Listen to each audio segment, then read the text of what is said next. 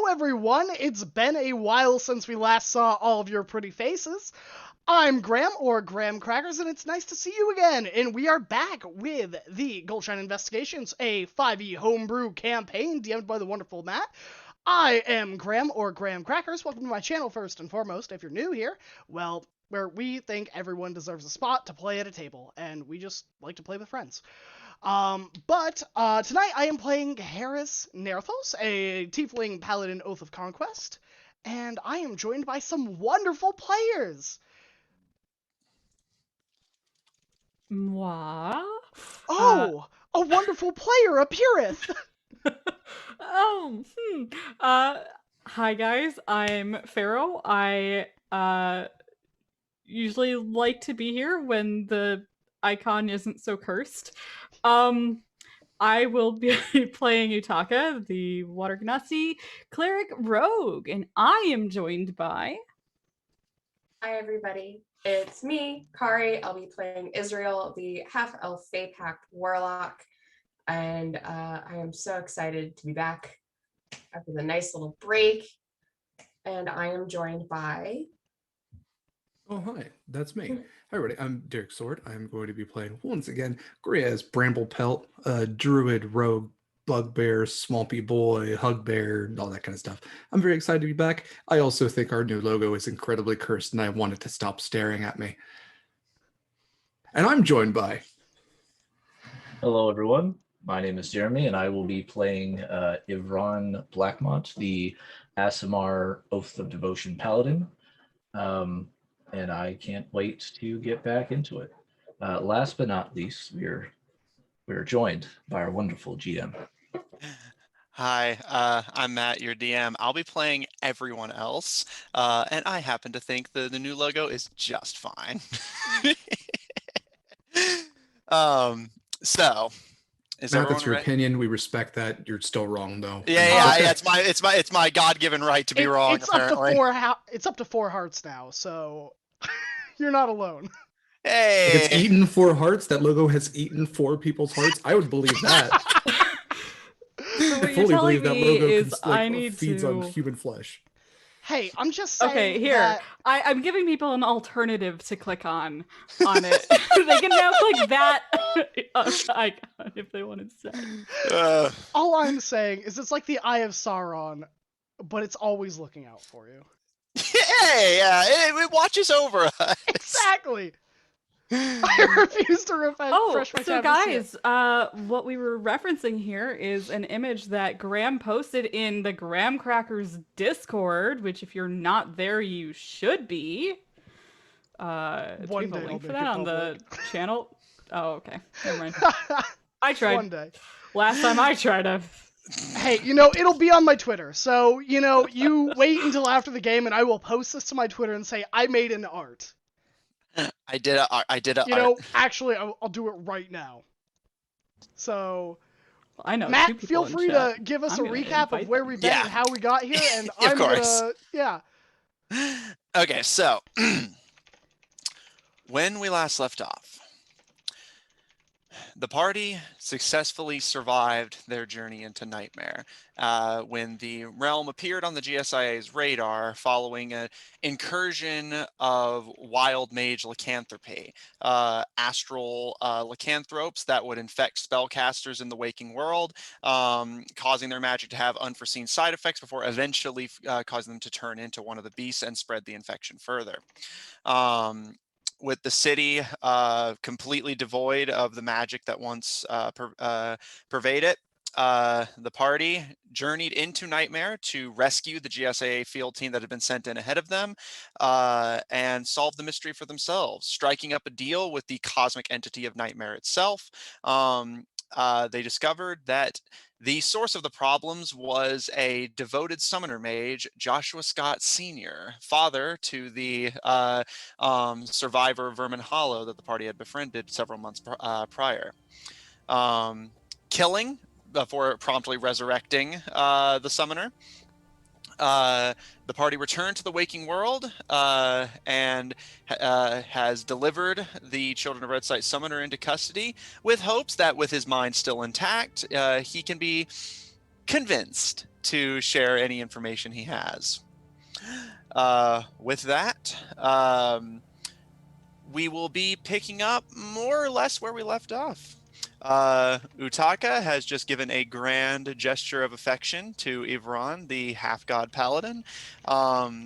The Paladin brothers are going on ahead to deliver the report on what happened in Nightmare, while the remaining party members head home to prepare to rest and recoup before everyone prepares to make the journey to the Black Swamp on Griaz's behalf to rescue his dying lands. With that, on your first night back in the waking world, fresh out of Nightmare and licking your wounds, what would you all like to do?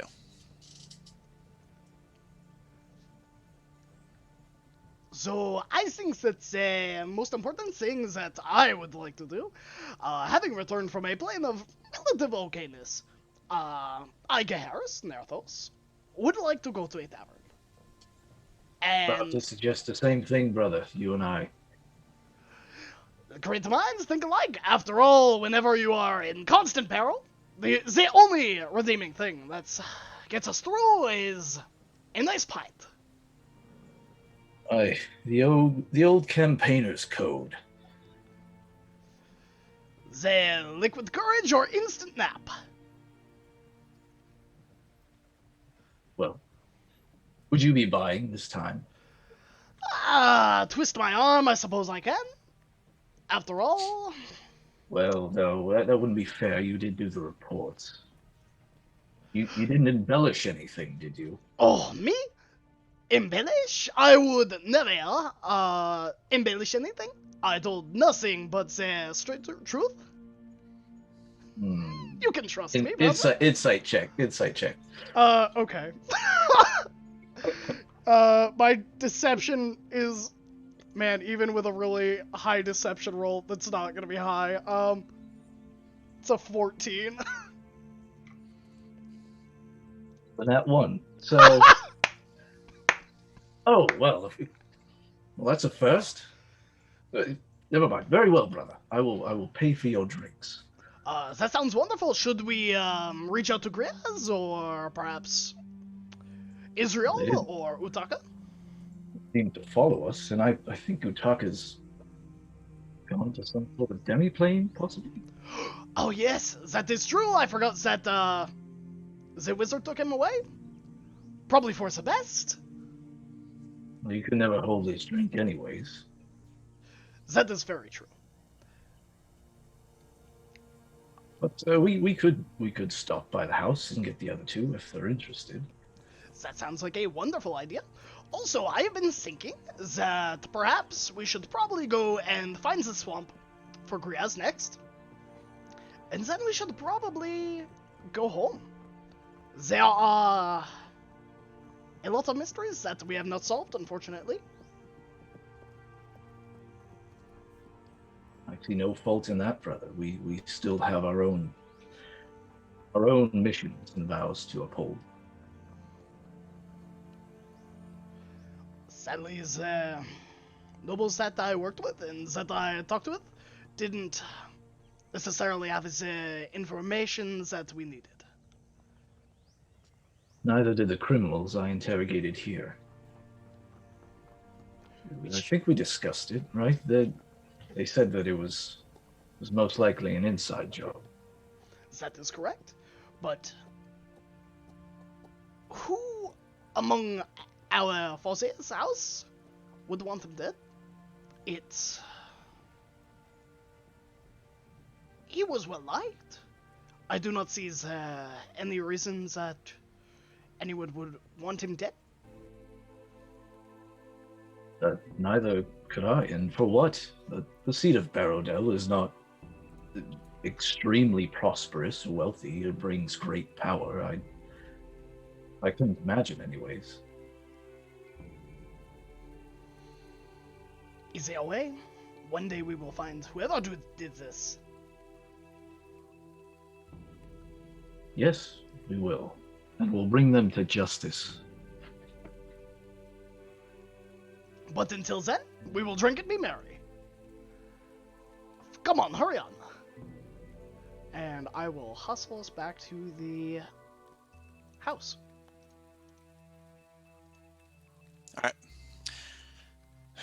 So, with Utaka currently being immunized against the wild mage infection, that leaves Israel and Griaz to watch over the house.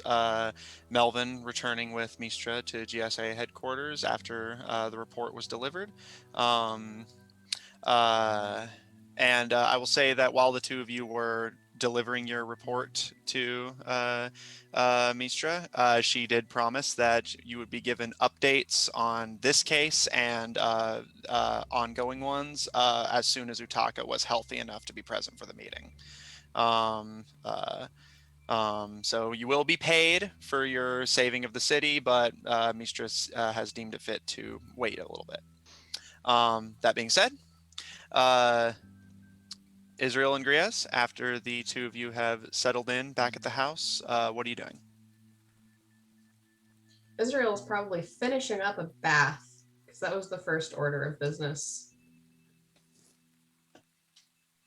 Yeah, I think when we left off, Griaz had like Israel slung over the shoulder and just, I think he's probably doing the dad thing and is sitting very uncomfortably in like a sofa chair, like where his back is just a little too low. It's going to hurt when he gets up and he's going to complain about it. But it's like his legs are stretched out a little bit and he's got Junior just like on his stomach, like arms draped over the side, just snoring loudly. Yeah, and the mimic still in their shield form on your stomach occasionally just like swells and flattens with its own small feral little snoring. And Israel, it's about the time where you're just finishing up your bath and returning downstairs that you hear a knock at the door. So, flinging out her hair, which she hasn't put back up in braids, is now damp and sort of a little wavy from the braids that are usually in it, even though she's washed it. And so she's in her dress, actually, and goes to the door to answer. And open it does. All right. Oh, you're back. Ivron gives a gracious bow. She just steps out of the way and just sort of lets them in. Ivron Yao immediately pads up onto the porch of the house and immediately curls up in their favorite spot, incredibly in the way of the front door, and lays down for their own nap. Suppose you're just as tired. And he's huge, right? Like he's pretty big. Like yeah. could easily like bowl you over if the need arose. Get around him. Mm-hmm. And take off his oak brown traveling cloak that Kahira's bought him and put it over this very large creature. Not that he needs it, but The thought I is don't know. appreciated. Winter is coming. Yeah, winter is coming. So. Yeah. You would of course know that. Yeah, it's getting to the tail end of autumn, with winter about to start in earnest in about a week or two. So, Harrison Ivron, you have returned home. You see Griaz and Junior snoring comfortably in the dining room, and Israel seems fresh out of a bath. Is there anything you guys would like to do at the house before heading off to the Lucky Griffin to partake in spirits?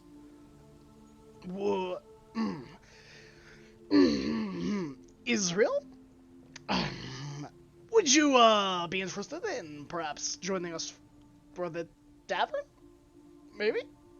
I mean, if that is what you wish or want to do, then who am I to say? But She's watching that with sort of the fond arm crossed, just letting him stumble along with this before she would step forward and give him a kiss on the cheek and would go, I'd love to. And she'd prepare to get ready to leave, probably either going up to get some things from her pack and join them back downstairs. And of course, to make sure she had shoes on, because she definitely didn't when she answered the door. All right. And Ron will go Griaz over just to, opens like, he'd go over to Griaz and be like, Master Bramblepelt.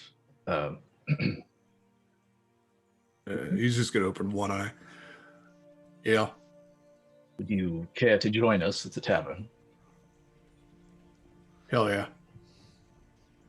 Fantastic. He'll just kind of lean back and look over to Harris. Hey man, that was that was real awkward what you just did there.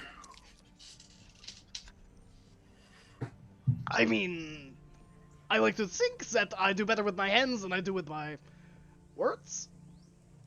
Nice. Snickers. What was that? She comes down. I was just saying that I am much more skilled in fighting than in talking. Good save, brother. Good save. She nods like Pat she him on the doesn't shoulder. believe you. Okay. All right. So, Israel, as you gather your things and you all wake up and start making your way towards the tavern. Griaz, are you going to leave Junior at home, or are you going to take them with you? Just so I know all of who's present. Yeah, I think I think it's more risky to leave it at home because I don't know what he's gonna look like. I keep my eye on that little bastard. I think you still have Garnet, too. I do still have Garnet. Yeah, unless we kind of mentioned Nope, in you the have chat. Garnet right now. Okay, Right yeah, now, he's, oh no. Yeah, Tucker was Oh, knocked no. out as soon as they so they don't struggle during the shots. So yeah, this is right after we got back. So yeah, well, if we kind of talked in chat a little bit, but yeah, he still has Garnet just like scurrying through his fur a little bit, which is not the worst thing for used to scorpions being in there. yeah, that's where the scorpions live. All right. In that case, with pets and mimic children in tow, you all begin to make your way towards the Lucky Griffin. Making your way to the familiar tavern, you arrive at the tavern to see that it's a little bit busier than when you saw it last. You see the same colorful characters who frequent it,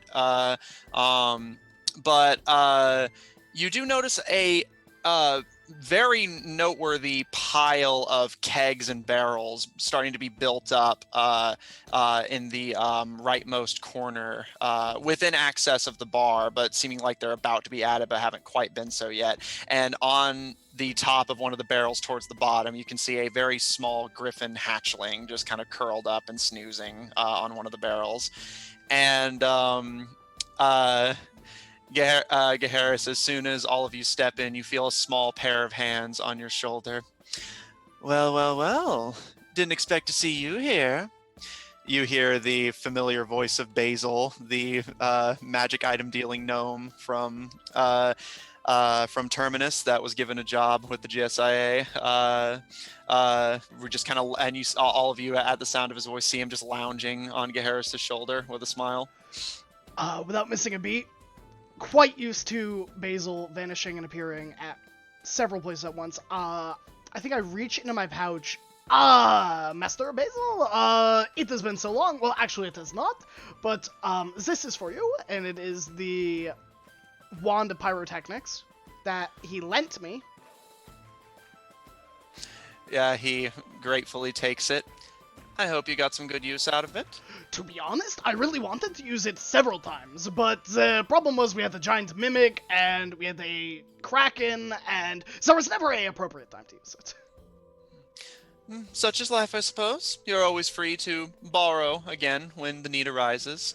And you feel his weight disappear from your shoulders. From the rest of your perspective, he drops behind Gaharis and vanishes, never hitting the floor. And you see him walking by your feet, Israel, with a tray of drinks held up over his head as he looks up to all of you. Snatch one? Because Can it's if you right like. there. Yeah, you can if you I'm like. gonna take one.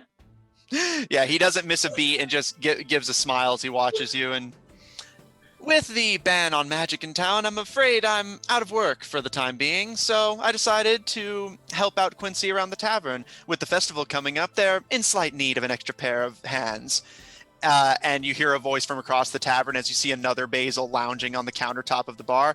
And if there's one thing I can do, it's provide hands. Festival? The one at your feet gives a nod and starts to walk off before disappearing behind a table leg. Indeed, the one at the countertop speaks up. The Winter Festival.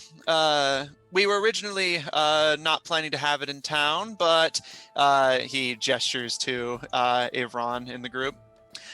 There was some insistence that the festival should be held here anyway, and, well, we're certainly not complaining. Wait, winter? Basil gives you a smile. Of course, winter. What You've season been here was for it? months. What season was it when we left? When you left Nightmare, or when you When we entered Nightmare. when you entered Nightmare, it was starting to get to the end of autumn. Okay, so we... Okay. Yeah, so it lines up. It's more just that you hadn't like the thought kind of runs through all of you that, oh yeah, I guess we hadn't really been factoring in how long we've been here. Yeah, and she just sort of looks and takes a drink and was like, huh. I guess I'm older now. And she just sort of raises her drink and goes ahead and drains it. You immediately hear a little party blower as Basil leans up against your leg. Congratulations. I'm sorry it couldn't be properly celebrated with everything going on. I could always ask Quincy to make sure all of you get to drink for free to make up for it. That sounds like a wonderful idea. Yeah, she's just like, sure. Are there That's more of you that fine. are gonna come out clapping and singing a song or something? Because I can if you like. honestly, this place is feeling a little infested right now. Can I just? You said drinks are free, and he's gonna go and go for one of the barrels. All right. You will scritch the baby griffin underneath the chin beak. Hey, sweet baby, and yeah, just grab himself a barrel. All right. While Griez is doing that, what are the rest of you doing? I'd like to talk to Basil real quick. He leans up against Israel's leg. Basil, I know that you are still in the magic item business, given that it is on hold, but, I suspect that I have a item that may interest you in buying. Or trading. Oh. I'm gonna pull out the handgun. I gave the machine gun over to the Goldshine investigation, but I will pull out the revolver. And some of the... He tilts his head and holds out a hand for it. I will plop it over. It is, magical, I think. It fires... It is like the firearms that we have far, far over with the Hell Knights, but much more advanced. He slides around, seeming like he's going to lean up against Israel's knee, but vanishes as soon as they're out of sight. And you feel a weight on your head, Gaharis, as he's like leaning back on your scalp and like resting his head against one of your horns. This is okay. Interesting. And do you want something in exchange for this? This is a rather interesting item, although, and he kind of looks it over. I don't suspect it's magical, simply more advanced than anything we have here. Easy away. It is not something that I believe that I will need. And I cannot, in good conscience, sell it to any other trader, except for you. So would you prefer a coin or a trade? He kind of, his feet kind of kick up against one of your other horns in thought, just kind of like resting up on them like a footrest as they kind of twitch side to side. If you don't mind, I'd like a chance to look it over, tinker with it a little bit. Why don't you come to my shop in a few days and I'll get back to you? That sounds perfect. I need time to ascertain exactly how valuable this is. As I would expect. And I would like to maybe make a sleight of hand check to grab one of the sticky hands that I stole from the Plane of Nightmare and smack it on the back of Basil. Make a sleight of hand check. I'm gonna use my nat 20. I'm not even gonna roll. That is a 22 total. You see the Basil going by with drinks, and promptly, as you feel the one on your head roll over to land behind you, but vanishing, and manage to smack the small of Basil's back, and he kind of gives a slight jump and fumbles to make sure the drinks don't fall over, and turns his head to you and gives you a wide gnomish little smile. Oh, seems like you found a lot of fun stuff. Is that this true? And I will pull it back and it'll be like fling back. I call it the mage hand, and I will huck it back in my pouch. That's certainly one way to think of it. And he gives you a smile as he turns to continue delivering drinks. Ivron and Israel, what are the two of you up to? I think just upon hearing that it's Israel's birthday, he would pat her on the shoulder and be like, "Happy birthday, Israel." And she's just looking a little dazed, like, man, time's a thing. She's just taking her a drink, but she nods, just like, thanks. One hell of a way to celebrate your birthday, coming out of Nightmare and all. Honestly, it's sad to say that's an improvement on some of my recent birthdays. Then we're just going to have to make sure that tonight is all the more memorable. And she lifts her cup and is like, sure thing. We did a cake and everything for Utaka. Do you want a cake? And no, just want to. That's fine. Really, the drinks are plenty. And maybe if there's music. And she'd look around and see if there's any, bards. Is there music at this tavern? Is there a satyr bard in this tavern? There is. You do see the same pink-haired satyr that you saw before. However, she's not playing music at the moment. Oh no! You see her looking over a mug of presumably one of the new alcohols in stock, and seems almost kind of confused by it. And that'll actually bring us to Griez. Griez, as you're approaching the barrel and petting the griffin hatchling, you see Quincy, the half-elven bartender, approach you with a smile as they kind of lean on the counter. And we've gotten some fresh stock in for the festival. I thought it was going to go to waste if we weren't hosting it, but this is some experimental stuff from around the region. Any of it catch your eye? I'm sorry, I found the word experimental to be incredibly disconcerting. Can you specify? Say more on that, please? Relax, I'm not selling any poison in my establishment. It's just stuff you wouldn't ordinarily find unless you knew exactly where to look. Let me see here. For instance, and he actually pats the barrel that you were considering drinking from. This is some chronomancer stuff. They call it rewind rum. From what I've heard, you take a drink of this stuff, and one of three things happens. Nothing. You skip straight to being hungover, or you're immediately as drunk as if you've had a full night of it. What's behind door number 2? He takes a peek around, and let's see here. I have a list of alcohols here. Yeah, I love the 33.3 repeating chance of just being instantly hungover. Yeah, I too have had a Long Island iced tea. Thanks, Matt. I too have drank tequila.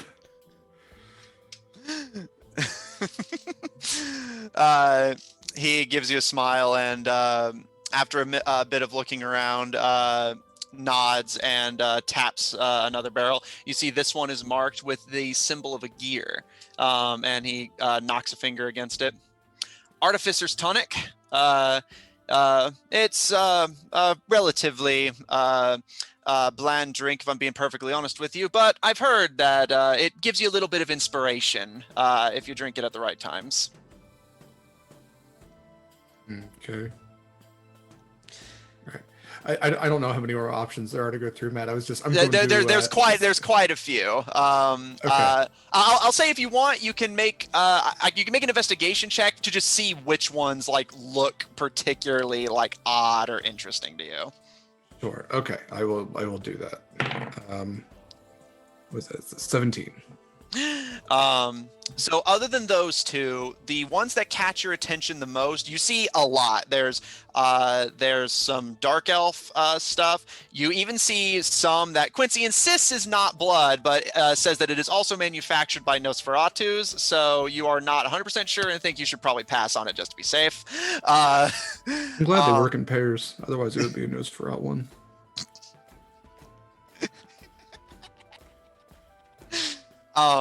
The ones that catch your attention the most are Barbarian Brew, which is said to make tempers rise. Betting Man's Brew, which is said to increase your luck at card games. And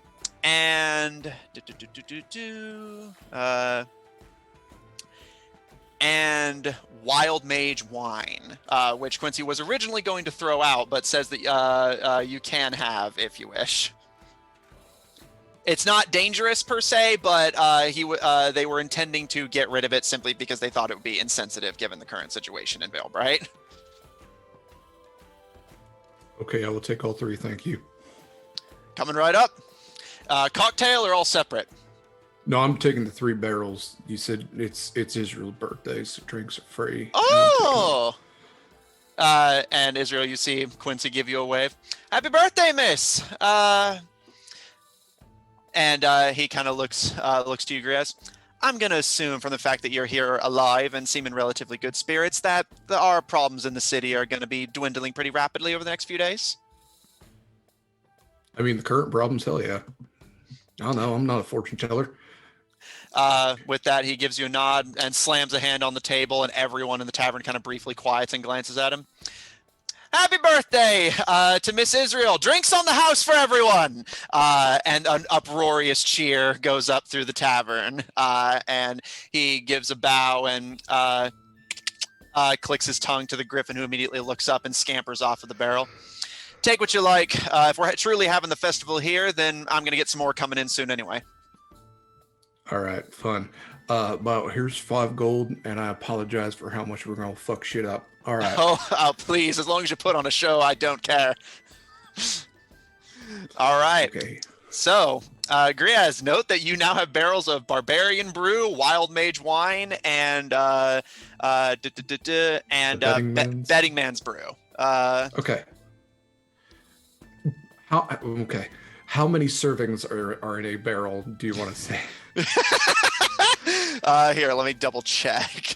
Are we talking like smaller kegs? Or are we talking like kegs? They're small-ish kegs because they're meant to just be like individually unique alcohols from around the region. So I'll say 10 per barrel. I'll say 10 drinks worth, like 10 full mugs. He's just gonna like long-limbed, just kind of sweep him up a little bit and bring him over the table, and just kind of sit him down. All right, y'all. We can fuck shit up. We can get lucky while we fuck shit up, and then we can really fuck shit up. Must we? Don't finish that sentence. All right. I grabbed 2 random mugs. So you're just gonna take randomly from one of the 3 barrels? So there's fucks him up, gets lucky, fucking things up, and really fucks things up. You want to make like an around the world, just like layer them? Yes. Make a 4 horsemen. Griaz, do you wish to mix cocktails of Barbarian's Brew, Betting Man's Brew, and Wild Mage Wine? Man, what kind of question is that? Let me see what else I can add to it. What else do I have in my equipment? She's gonna pour herself a real big pint of the Betting Man's Brew. She feels like she needs to be lucky to avoid whatever is gonna happen otherwise. She's just gonna slip in there and just get the one thing, and it's like, all right. All right, and Israel, I will say, when you look at your mug of Betting Man's Brew, you see it is a frothy, bright green liquid, although it does smell pleasant. William. She's not quite So I sure was- about that, but she goes ahead and takes a sip. What does this taste like? The taste is actually rather pleasant. It's very smooth, doesn't go down as roughly as whiskeys and rums would, and it has a very sharp. I'm trying to think of like a good word to describe it. But it does have a very sharp but not unpleasant flavor to it. The first word that comes to your mind whenever you swallow it and the taste starts to set in is spring. Huh. But she continues to drink it. All right, Israel. If you finish that mug of this, you will have advantage on sleight of hand checks.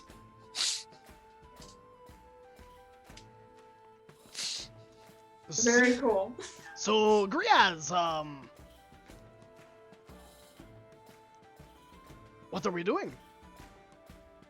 Imagine him pulling like moss out of his pelt and being Yeah, like, like- yes, let's get crazy. Come on now, okay? No, he's not doing that. He's adding some other stuff he has. He has some, what does he have? He has some herbs, some unrefined herbs of healing, we've determined. So he is going to kind of muddle those at the bottom. He also has some powdered Francine scales. So if he can turn invisible while doing this shit. The angriest invisible tiefling you'll ever meet who's angry. Oh no! We can't see what's breaking everything. We just hear screaming. Well, bar's haunted. Yeah, he also has lightning mushrooms, but I don't think he's gonna add those. Okay, so you're gonna add unrefined healing herbs, powdered chameleon scales, Barbarian's Brew wild wine, and Betting Man's Brew into a cocktail. He also has, I have mimic bits written down and mimic poison. I don't think I'm gonna add either of those, but yeah. All right. Are you gonna make one for everyone, or just for you and Garrus? But anybody, I mean, he's gonna make one for Averon too. Yeah, Israel is giving an absolutely not. Everyone's not gonna back down from that. Everyone one. else is doing it. Absolutely. I mean, when And in, Israel just gives everyone a look like, really? when in Veilbright, I mean, we saves the city. We might just be the cause of its demise after all this. And she just gives a whole Griaz, arm around and all that. Griaz, make me a nature check to see how good you make these cocktails. And I will say, you all see as Griaz starts mixing them and distributing them, every eye in the tavern is on all of you. 23. Okay. You mix the herbs, the scales, and you begin to make the cocktails. And all of you watch as Griaz first the Betting Man's Brew, which has that same green frothy texture that you saw, Israel. The wild wine is this bright, pulsating pink. It almost hurts to look at it as it takes on this kind of like very colorful flashing, especially if you look at it in the mug, and it settles in to mix with the green to create this just really odd 60s I forget the word for it, but that like very trippy look to it as the colors mix. And Like finally, that, lava lamp kind of deal. yes, exactly. Yeah, I was trying to think of the word, couldn't think of it. Yeah. And finally, the Barbarian Brew, which is this bright blood red, incredibly frothy mix that settles in to turn the entire, all three of the mugs before you into these flashing, like bright salmon and green colored drinks with a heavy layer of froth at the top, with little garnish of silvery scales and healing herbs. I keep imagining like the old Bugs Bunny cartoons when he's mixing like drinks and they're turning colors, and then there's like a mushroom cloud. That comes out. Yeah. It kind of has that vibe to it. Yeah. And this is how Utaka gets out of jail early. The greatest heist. So, who would like to drink first? Me. Listen. Let's break into a demi plane. It's not can't be that hard. It has demi in the word. That means like half. Okay. It's not even a real plane, you know? Even a real plane. Gaharis, you all watch as Gaharis immediately picks up the mug and without any hesitation. Oh, Hawks it I down. have a cheer that I do. Oh, go I for look it. at Ivron and I dink my mug with Ivron's and I go, "Here's to you, here's to me. The best of brothers will always be. But perchance you do fuck up, fuck you, and here's to me." I just down the mug. Ron will also down his mug at that. Griaz. Something. All right. Yep. All right. Yeah. Israel, you watch all three of them hawk their mugs down.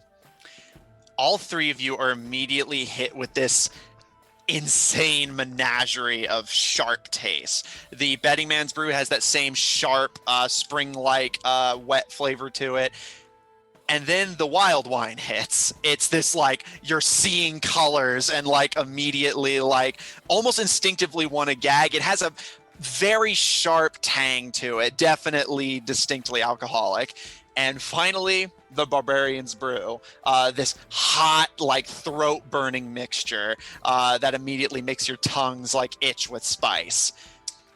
I would like all three of you to please roll me a D100. You all have advantage on sleight of hand checks, and you are all now considered to be raging. Nice. And this is when we black out. 25 for Gaharis. Okay, Gaharis. 90. All right, I'll take it one at a time for everyone. So 90 for Griaz, 25 for you, Gaharis. Okay, and Ivron. 83. Okay. Gaharis, so Israel, as you see all three of them kind of like blink rapidly as the just rush of the train of flavors hit them, and they're like the wild one is making their vision go spotty. Gaharis, or rather Israel, you see as a third eye opens on Gaharis's forehead. Gaharis, you now have advantage on perception checks if you didn't already. Griaz, with your 80, you said, or what'd you roll? 90. 90, thank you. Griaz, you feel some of the scales on your tongue from the garnish you put on, and Israel, you watch as Griaz vanishes. Griaz, you are now invisible for the next minute. And Ivron, what did you roll? 83, I think I said. Yeah, okay. Uh-oh. Oh, no. Oh no. Ivron, I would like you to roll me a d10, please. Oh man. You lose D10 levels. Oh no. Hope I'm not the one that's raging. 7. Okay. Gaharis, Griaz, Israel, you all take 7 necrotic damage as Ivron coughs and this nightmarish black smoke comes out of his mouth and sweeps through all of your chest, and you just feel this like really like the anger you're feeling is like temporarily dulled by this intense like sadness for a second before you all regain your senses. So Gaharis, an eye is open on your forehead. Griaz, you are invisible and nobody can hear you. And Ivron, you dealt some damage to the rest of the party, and you are all now raging and have advantage on sleight of hand checks. Hell, man, party foul. God damn it. Imagine it's That like a was bird. a lot. There's no way to start a night. What were you thinking? In our defense, I don't think we were thinking. Y'all hear me? I'm dead. I died. Damn it, he killed me. Where are you? No, Well, I guess Israel, I'm you a can't ghost hear now. him. No, can't? Oh, Oh, okay. wait, we can't hear Griaz? What did Yeah, you Matt can't. say? You can't Whoa. see or hear him for the next Oh minute. no! Am I still tangible? Can I still like move stuff? Yeah, you're invisible and nobody can hear you, but you can't. You are still tangible. Perfect. Perfect time to become poltergeist. All right, I'm dead and I'm mad. Oh, Let's throw a bar stool across the room. Woo! Hell yeah! You all watch as a bar stool goes flying. That wasn't very nice.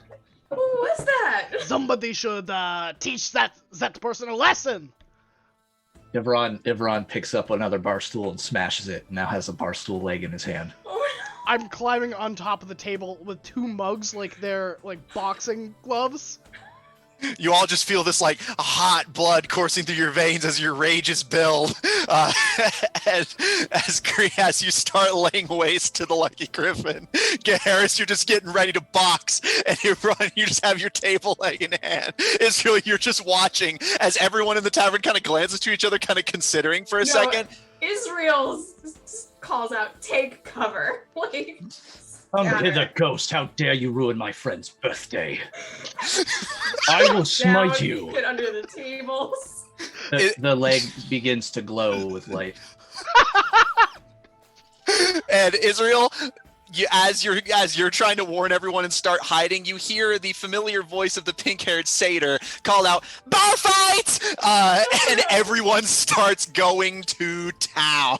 Oh yeah, I use my last level 2 spell slot to summon my spiritual weapon, which is just a giant mug of ale. And I think I smash it down at any table near people, just within 30 feet, just boom, deck of cards in the air. I want to cast Druidcraft and tell the weather, but not really, as I throw my portable swamp. You chuck your bag, and a good chunk of the Lucky Griffin is then consumed by a swamp. You see Blossom like beating down on the serpentine half elf, and they're both like now rolling around in the muck, trying to pull themselves out. Gaharis, one of the table legs gets stuck in the muck, and you fall into the swamp Griaz has created. God. Israel has retreated, by the way, behind the bar, like hiding underneath and behind the bar. And as you do so, Israel, you see Basil and Quincy just watching this unfold, like whistling and cheering and clapping. Sorry. Who looks to be the toughest in the bar? By your judgment? Is there anyone in armor? Make me a perception check. It's an advantage no matter what. I have 3 eyes. No, I'm going to say, though, flat roll, because you're Flat roll. pretty badly distracted and That's wasted. fair. That is a 12. Okay.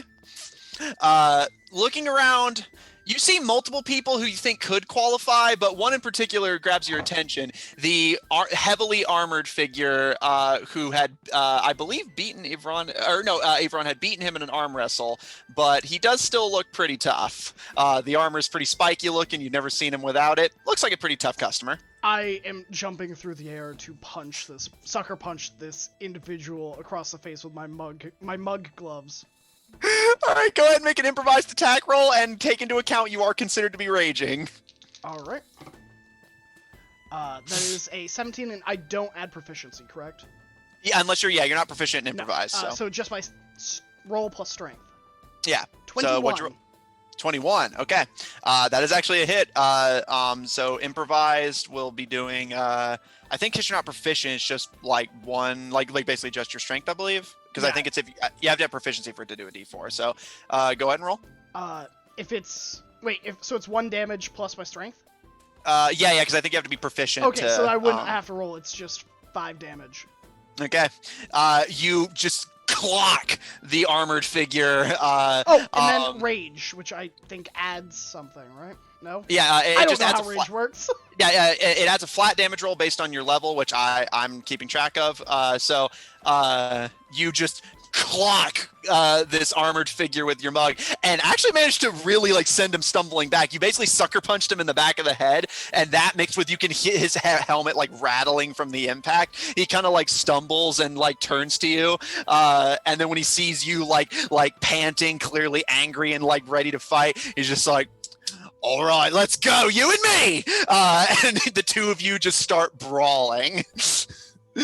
And does anyone else have anything we want to do before we cut to black? A sec. Israel is trying to have a conversation with Basil and Quincy, and it is, who thought this was going to be a good idea at the festival? Get a bunch of people angry and start a goddamn riot? And why imagine, like, who's trying to take down the city? Because this is how you do it. Is that a serious question? she like slumps back and she probably steals what looks like to be an expensive and or just like regular bottle of just like a pretty bourbon good looking or spirits champagne or on the wall. something. Yeah. She takes it and she's like, I'm taking this.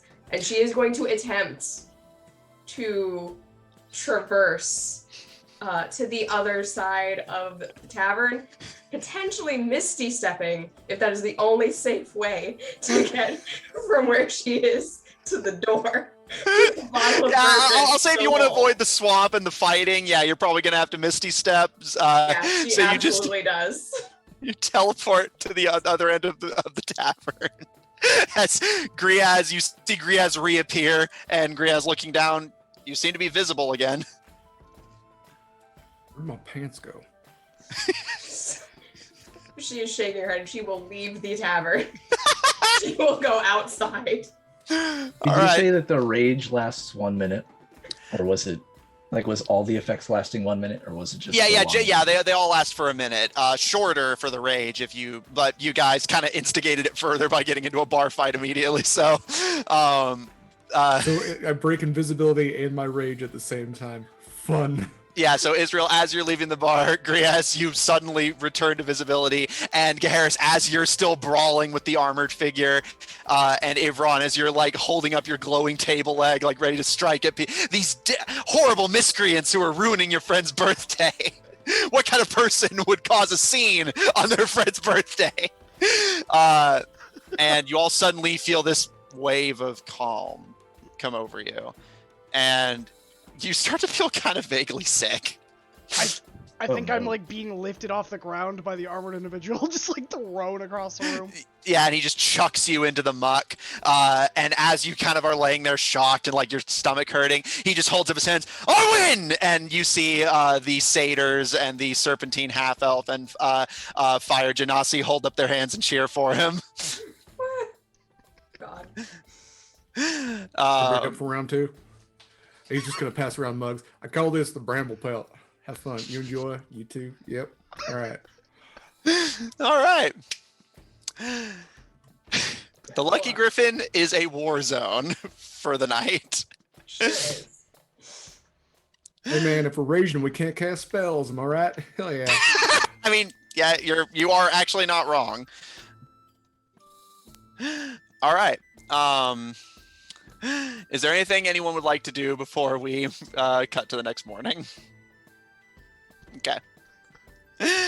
Israel will make sure they all get home, but she has stayed in the streets and was drinking calmly and advised anyone coming to the door, just don't go in. Yeah. Don't worry about it. Don't go in. After a while, Ivron would join her and just be sobbing because he's drunk and sorry. Yep, I think that's the same thing. Like we all like she would definitely glare at him and withhold her bourbon for a while, but eventually she'd probably like forget why she was withholding it and like let him have some, and she just sits there outside the tavern in her Israel, dress. I carried you earlier. Can you carry me? And she thinks about it, and she casts her merry marionettes and gets them like as like 4 pallbearers to like haul this bugbear All right. down the street. Ivron will sing on the way home. Very off key, but he's like, you wanted music, you gotta get music. And to this off-key singing, she will sort of like dance, spin, skip home because she is very drunk at this point. You are all gone. This was the one time I could have used that wand of pyrotechnics. Can I get it from Basil before I leave? You have advantage on sleight of hand checks. You can try. I think I would just, Basil, can I use that wand real quick? I don't know if I should trust a drunken Cambion with fireworks. Sure. You are a gentleman and a scholar. And I'm gonna use all 20 charges as soon as I exit. As, like, the rest of the group is, like, starting to walk off, I just go pew, pew, pew, pew, pew, like, down the line. So, like, there's just an array of fireworks over the city. And, like, for one brief moment, everything's lit up. All right. Israel, You and your friends drunkenly make your way home. A horrifying corpse puppet carrying the drunken bugbear. I can make this easier. I'm gonna wild shape into a toad. All right. But also because he has garnet on him, it is a frog with a scorpion on its back. I feel like I heard this somewhere. I'm sure it ends fine. Israel is laughing, and she had cheered. She like threw her arms up with the big explosions. Woo! And as Ivron sings, Gaheris lights off fireworks. Israel, you cheer drunkenly as your puppet carries the toad and the scorpion. And Junior kind of scuttling along behind, leaving a bit of a trail of alcohol they filched along the way. And Junior's still a shield. The frog is being carried like on a shield, like palanquin. Yeah. I'll say at this point, Junior's just scuttling behind the group, kind of stumbling a little bit every so often, like. I told you, boy, you're too young to be drinking. I'm proud of you. And that, I'm so proud of you. This is a crying frog at this point. The scorpion said it was in his nature to sting me, but hell, man, I'm proficient in nature. And that is the last thing any of you remember from that night.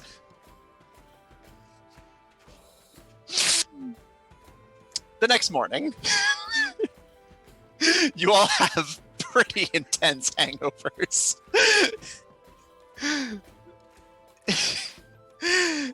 Is there anything notable you'd like to do? You would know at this point that Utaka will be returning to the house tonight after getting the last of their shots. Gaheris definitely fell asleep after taking off their armor and weapons and throwing them in the living room and just like laying on top of the table in that entryway.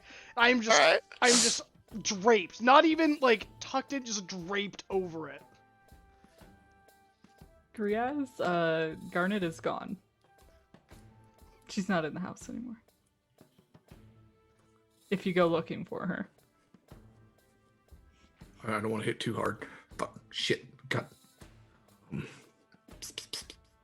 Little scorpion. No, it's fine. It can't go on far. It has like no fucking movement speed. All right. Shit. I want to use find plants and animals. All right. You cast your spell, and nothing. No sign of Garnet in particular, at least. There's, the animals you would expect to be. Yeah, it's targeted specifically at scorpions because you get to pick what you're looking for. So I'm looking for how many fucking scorpions are there in this city? Is my question. Not many. All right. Okay, just deep breaths. He's trying not to cry. All right, it's fine. I need to find Israel now and potentially a new identity. Where is Israel at this point? Israel did not make it much farther than Gaheris, except she's not on the table. She would probably have draped herself over whatever couch they have, or she is just straight up lying on the rug, like in the living room, just flat out. And I'll say as a point of order, how far did Ivron make it before passing out? Ivron, you said Yao's on the front porch, right? Yeah. Ivron's cuddling with Yao naked. He's that type of drunk. Israel had kicked off her boots and is holding the bottle that she had like a little baby, like that's her plush that she's curled up with on the rug.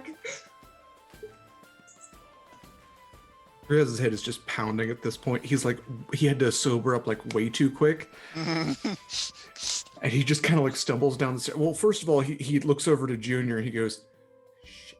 Hey buddy, did you didn't, did you? Did you? Did you? Did you? Did you? No, I did you eat Garnet? Swear to God, boy, just be honest. Did you eat that scorpion? Yes or no? Eat scorpion? We'll take that as a no. I love you very much. We're gonna have to go on the run. He's just kind of like half falling down the stairs. Israel.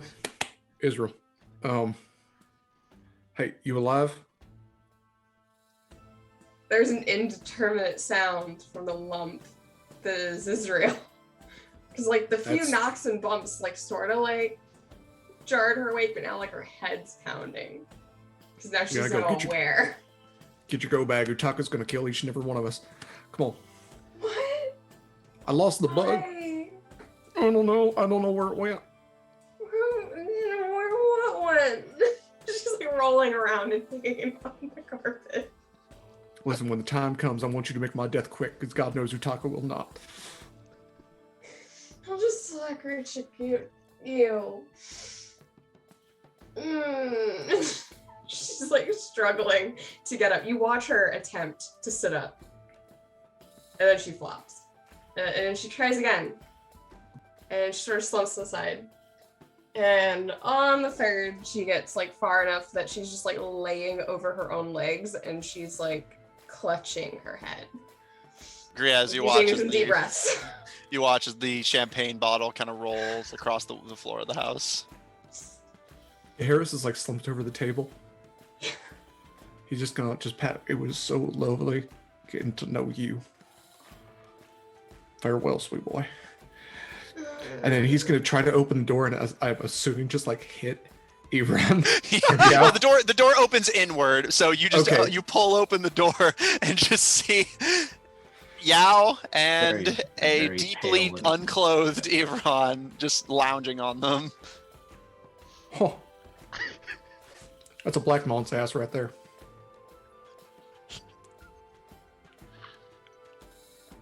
That's my America's ass reference. It's as close as I can get. I'm so putting the ass in Asimar, am I right?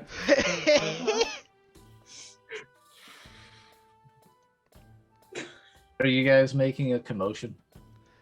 Yes.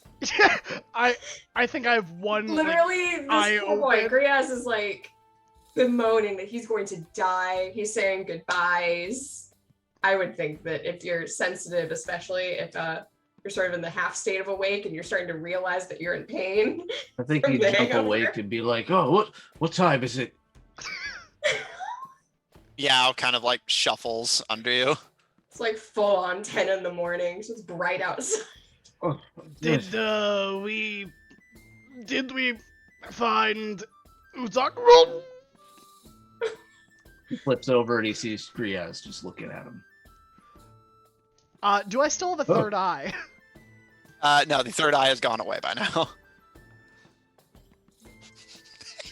Israel has very slowly gotten to a true sitting position. Her eyes are so closed, it looks like she doesn't have them open. But like the furrow of her brow like shows that she's clearly like awake and is upset. Probably generally everything. All right, so y'all. What is it? Check your persons for a scorpion. This is actually one of the few times I'm going to say that with a different type of panic in my voice. And she would y'all seen Garnet. Did I leave Garnet? Instructed. Did I leave Garnet at the bar? No. Did I? Shit. No. I carried the toad and the scorpion. And we were in the street and there were fireworks. On the bright side? Do you need a bucket? Nope. But on the bright side, if the bug is squished, then at least we got Utaka some fish for his birthday.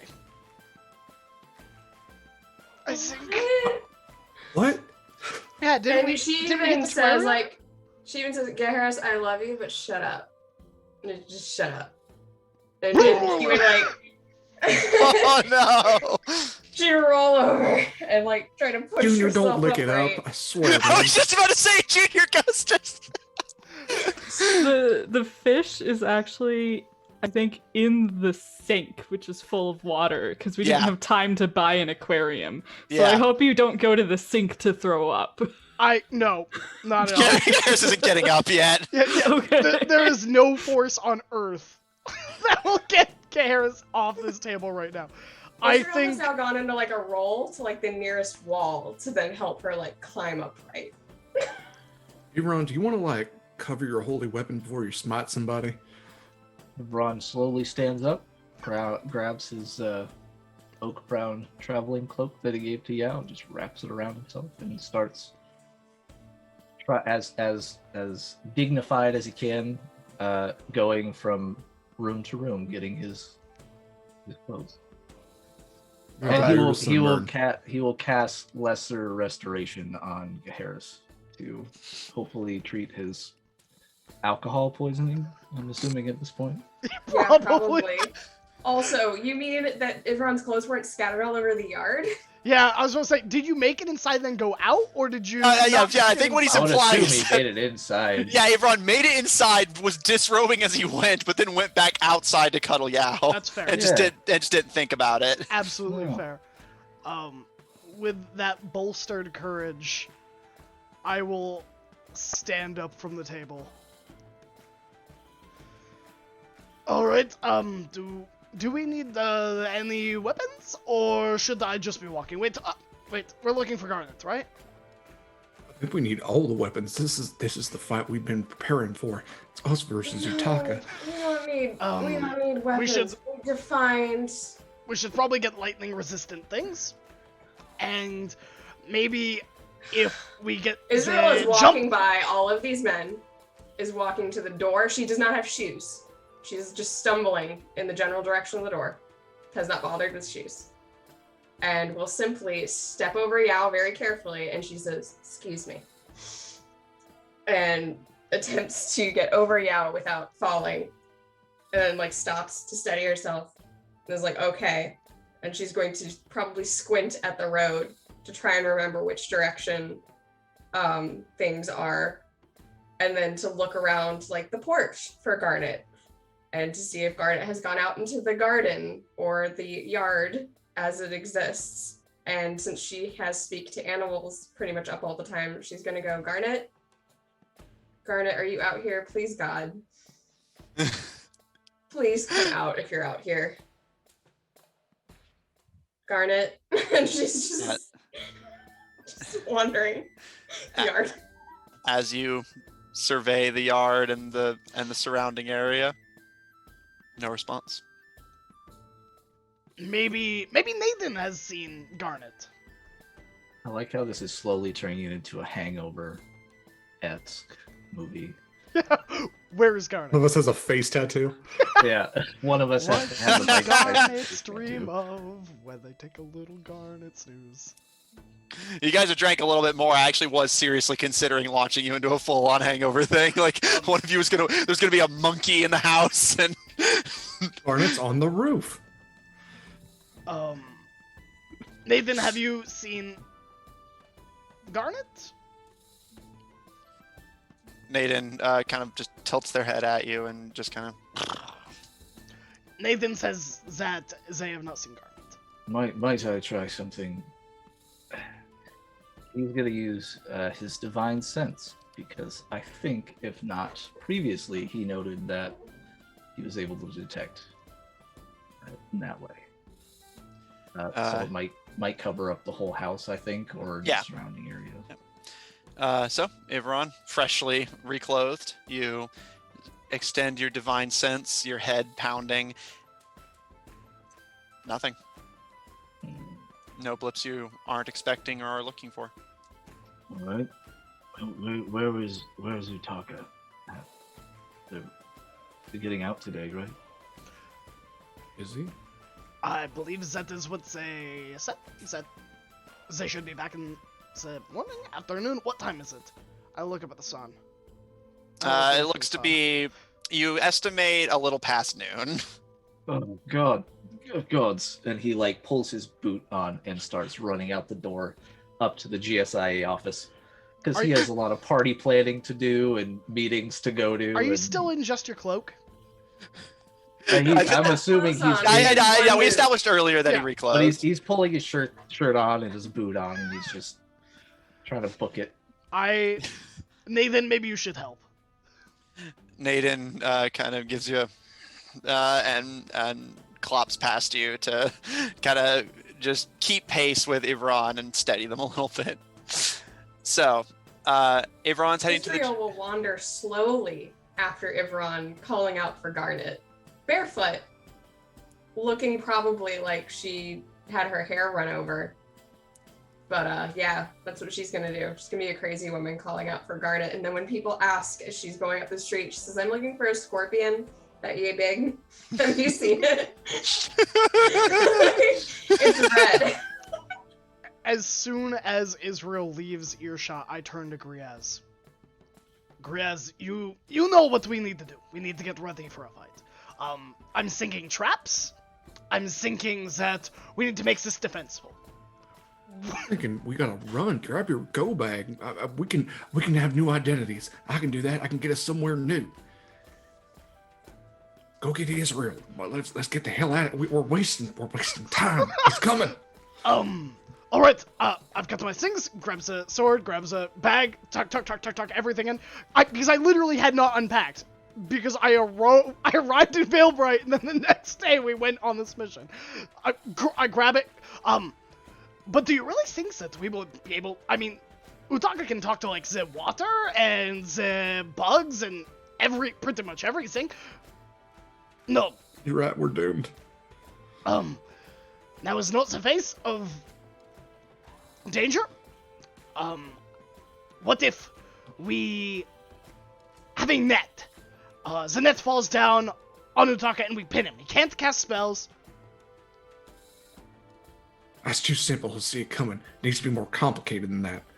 How many nets do I have? Let's see how many nets we can throw at him. Come back with Utaka, who has Garnet on their head, to these two. Oh, we'll get there. Sitting like foot to foot in the living room, talking about nets. Oh, by the time you get laid back out here, we 6 have nets. set up. Yeah, Home no, I was Alone. gonna say we'll get there. This is Griaz and Gaheris Home Alone. Shark Yeah, I Bros. was just about to make that joke in chat. This is just Goldshine Investigations Home Alone. Home Alone Fantasy If it was Edition. me, it'd be Gnome Alone. Oh, yeah. So, All right, all right, so- net on the bottom, net from above, 2 from the sides. We gotta figure out how one's gonna come in for just got 6 nets. That's all sides of Utaka. I have a whetstone. If we put it on a rope, I have rope. It swings, smacks him on the side of the head, knocks him out. Does it have to be wet? No, it's a rock. Oh, with a whetstone. Right. All right. Yeah. Okay. Yeah. Shit. I have I have a lamp? I just.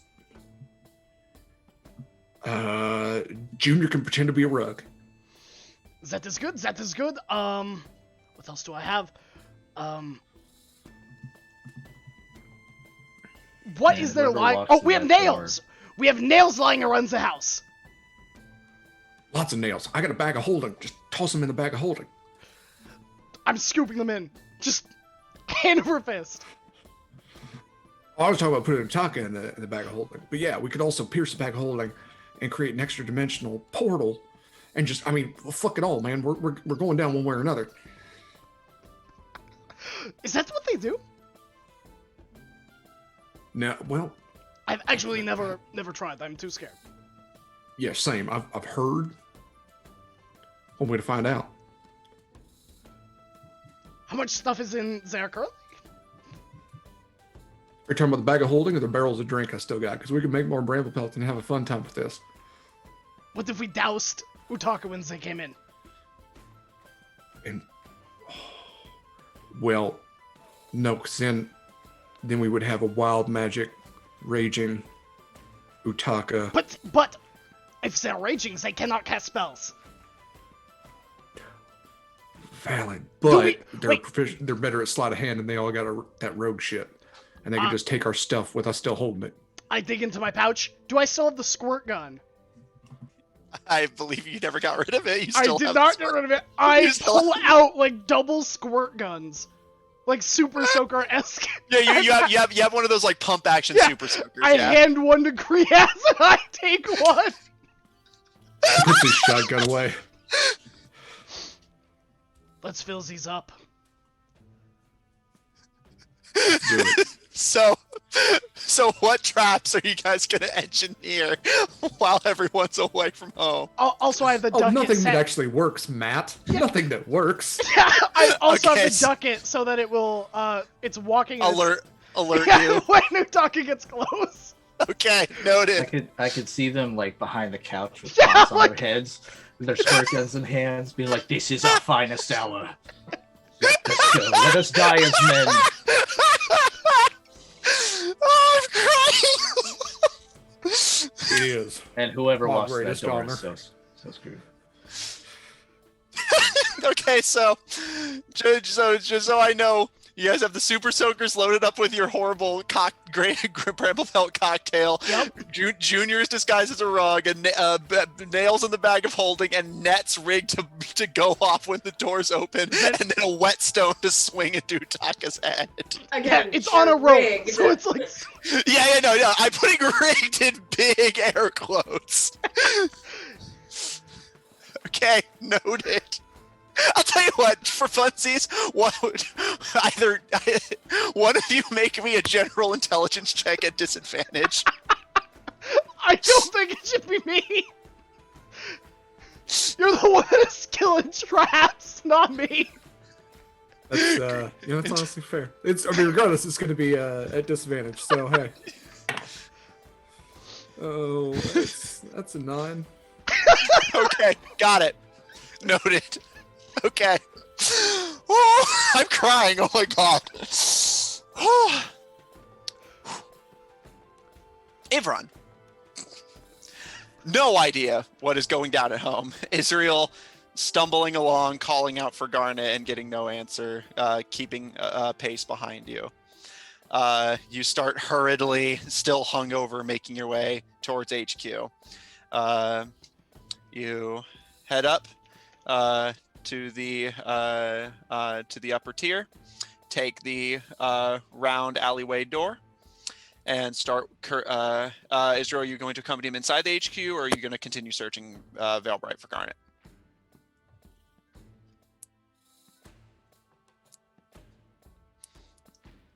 I'm sorry. So she's basically following the path to HQ, just slower, and occasionally, asking people, have they seen a red scorpion come by here? Yeah. Because she's figuring, where would Garnet go? And she's figuring because it's Utaka's pet that's going to try and find Utaka. And it is smart enough to, interact, so it probably knows that Utaka is most likely to be at the place where they last left Utaka. So she's figuring maybe it went back to the GSA headquarters to, I don't know, be sad on a table somewhere. I don't know. She doesn't know what scorpions do. She's just like, that's a pet thing. That's what pets do. All right, valid. Keeping your pace behind Ivron. You do not hear any scorpionic answers to your calls, and none of the people seem to know. They do not know what red scorpion you are looking for, and seem more confused by the question. And you see them kind of looking you over, kind of confusedly.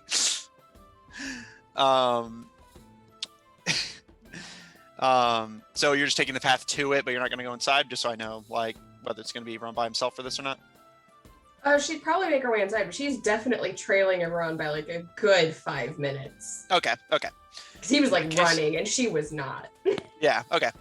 Ivron, as Israel stops to occasionally ask questions of people, even with your stumbling progress, occasionally having to lean on Naden for support, you manage to get to headquarters several minutes ahead of Israel behind you, and start making your way up to the upper office, where on heading inside, you find Mistra sitting at Lord Yoran's table, much too big for her, but kind of perched up to sort through files, and Melvin sorting through the various books in the Hell Knight Lord's personal library.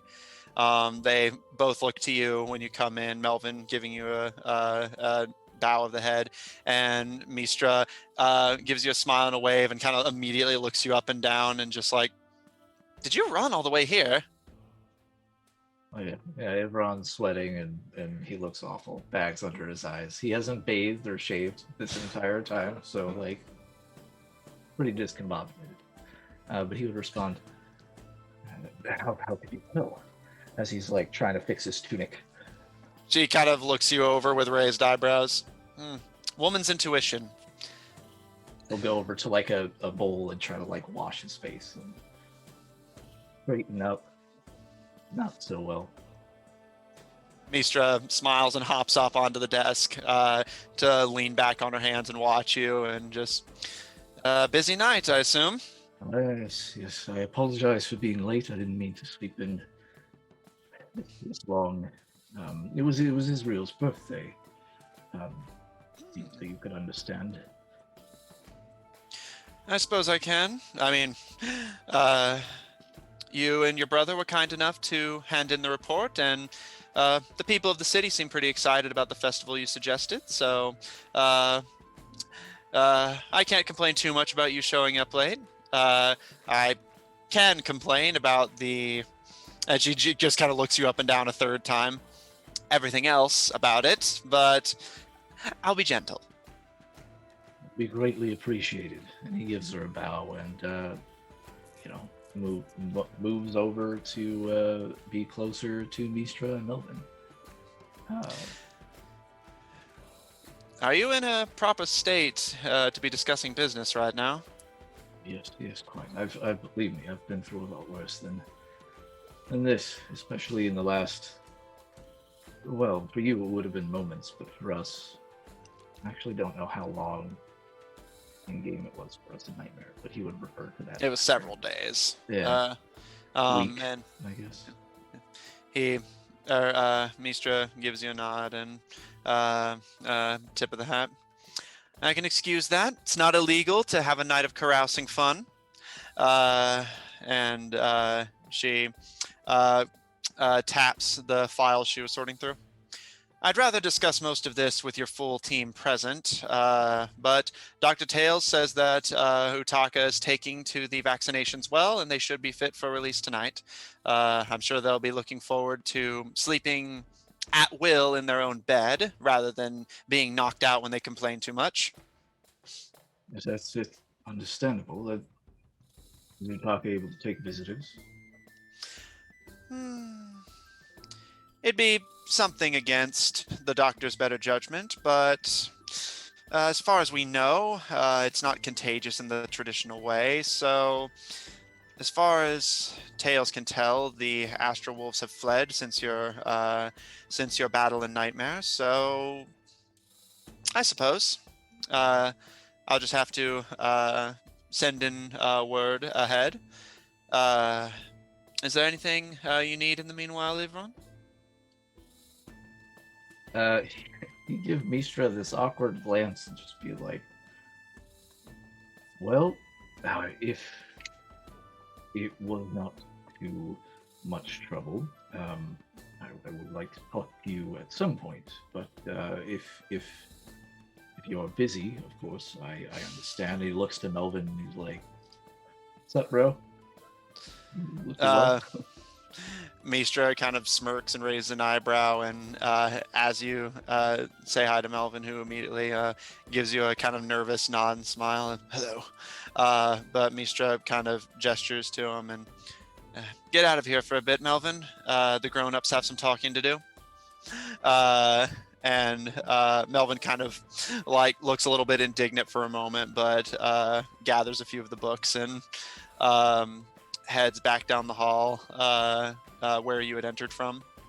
And Mistra kicks back, not really having a proper thing to lean her back up against, but crosses her legs and gives you a smile and just, I'll admit, I was curious how long you were going to let it fester in the air, but let's talk. Yes, yeah. You could be nicer to him, you know. He was quite brave in Nightmare, but yeah. And he like pulls up, I guess, a seat close to her, and he's like, "How are you doing?" I'm doing all right. Things have been busy, and I'll admit the festival will be a good chance to take my mind off of things. You saw what the state of the region was like even before the plague set in, so a part of me is worried about what's coming next, but you were right. It's for the best that we have some time to recuperate, rest a little bit.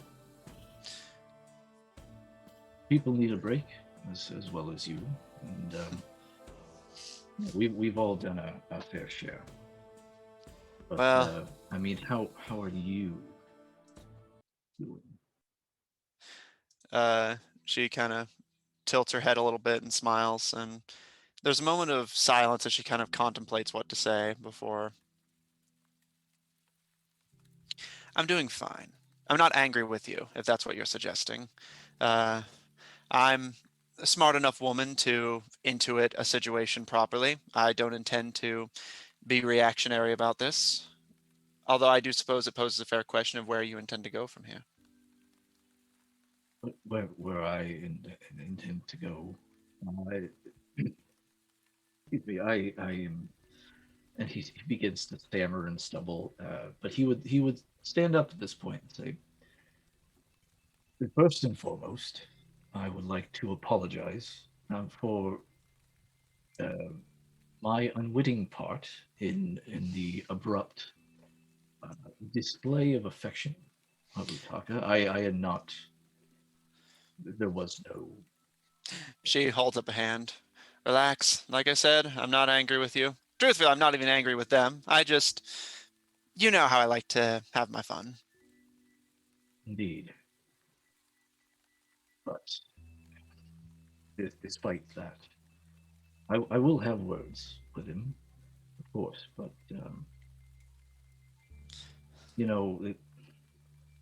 the party and my comrades, we've been through a lot, and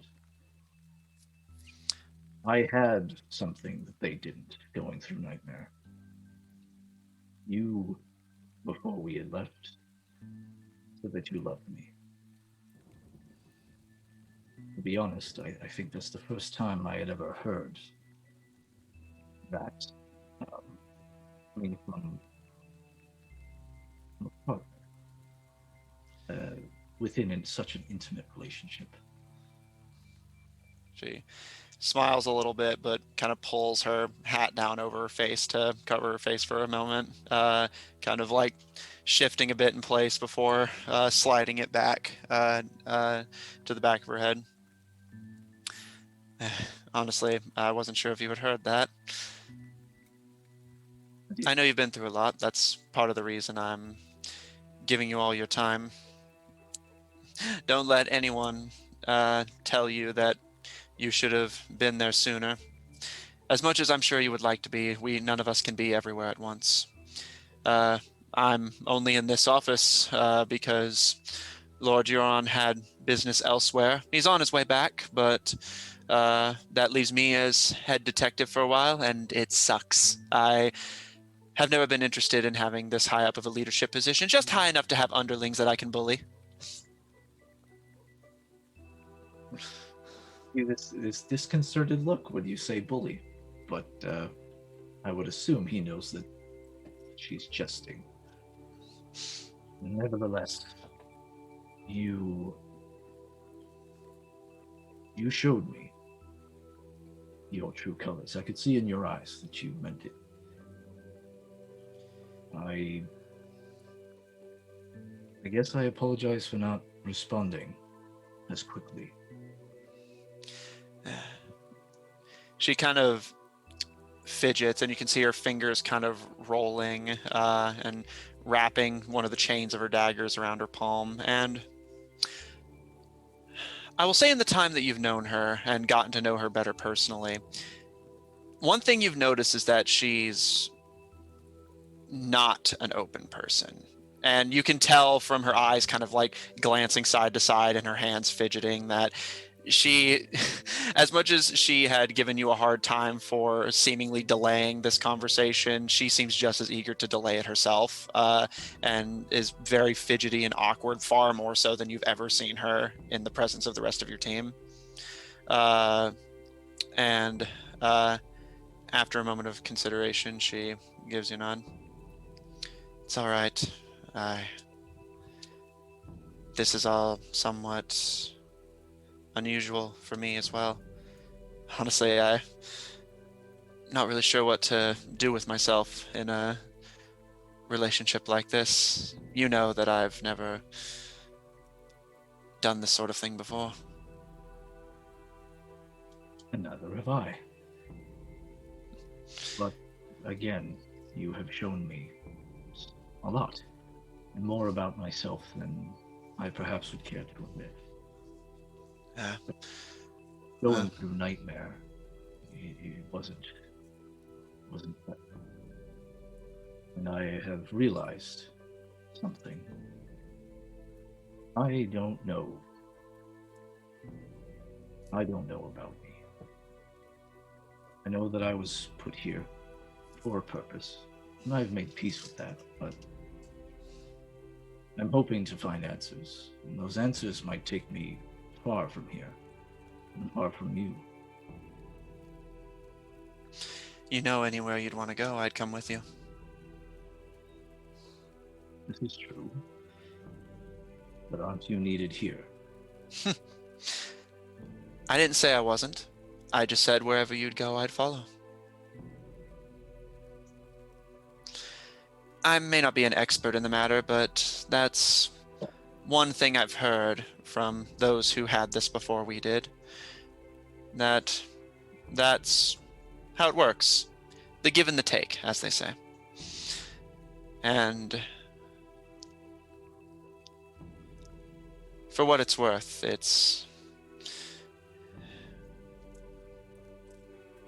you're someone important to me as well.